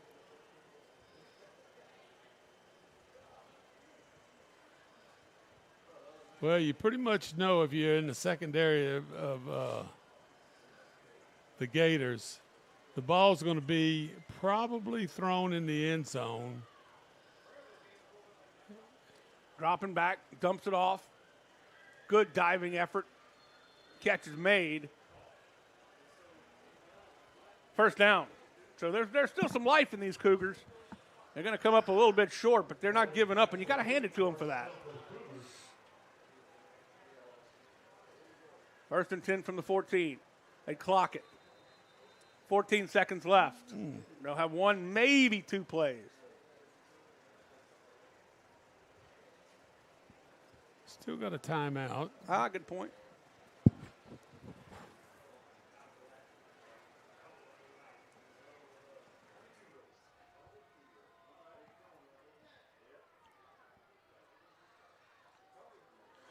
Second down and 10.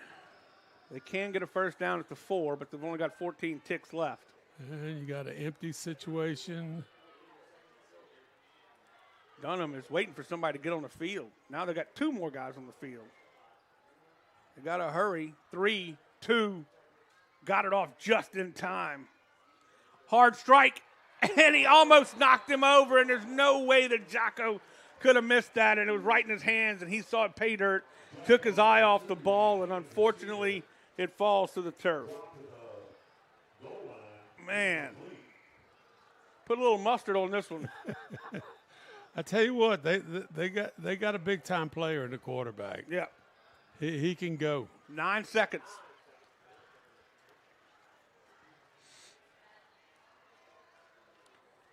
Trips to the near side, one to the top of your screen. Chelsea's in the backfield.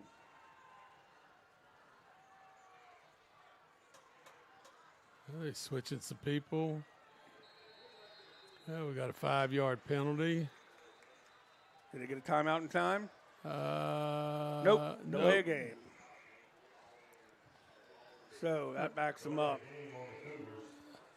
I guess went to one clinic one time and they talked about this red zone, how tough it is. But you back it up, you get a little bit more room and spacing in there. Yeah. Hard pass. Finds his man. Jocko makes the catch this time. But Miet is going to make the tackle. That'll do it. The final score, the Gators 28, the Kennedy Cougars 12. What a ball game that was, Coach. I tell you what, I wasn't concerned about the defense, but I like, what I see. And I strongly feel like they could get even a lot better. Man, I cannot say enough about this running back from Sandoval, and that's Hickerson. I'm going to tell you what, they got an opportunity to be good in the run game.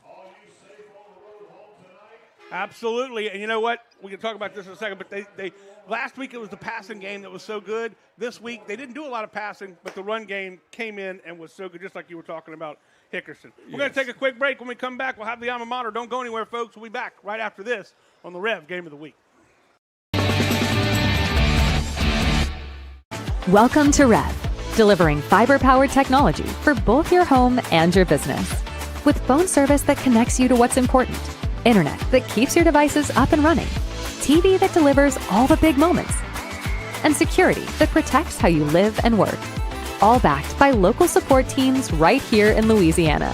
With 5-star service and reliability you can count on, we're ready to connect you to the people and places that matter most. REV. BT Chapman and AJ Pickett with Advantage Therapy are honored and excited to team up with Sandoval High School Athletics. At Advantage Therapy, we are dedicated to helping our patients regain the highest possible functional status through one-on-one patient care. Advantage Therapy has spent nearly 2 decades providing both outpatient orthopedic physical therapy and occupational therapy to the people of Ascension and surrounding parishes. From all of us at Advantage Therapy, go Gators! Chris's Specialty Foods has you covered for tailgating this season. We do all the prep work so you can spend time enjoying your family and friends. Steaks, burgers, sausage, chicken, wild game, and many other great pork options. Our central location is now open on Wax Road behind the Walmart. And the new Highland location serves hot lunches and has a meeting space for your work team. New Orleans and Millerville are rocking as well. It's fast, affordable, and delicious. It's Chris's Specialty Foods. Everybody loves Chris's. The alma mater, what a great tradition. Well, and you have it going over there on the other field, on the other side too.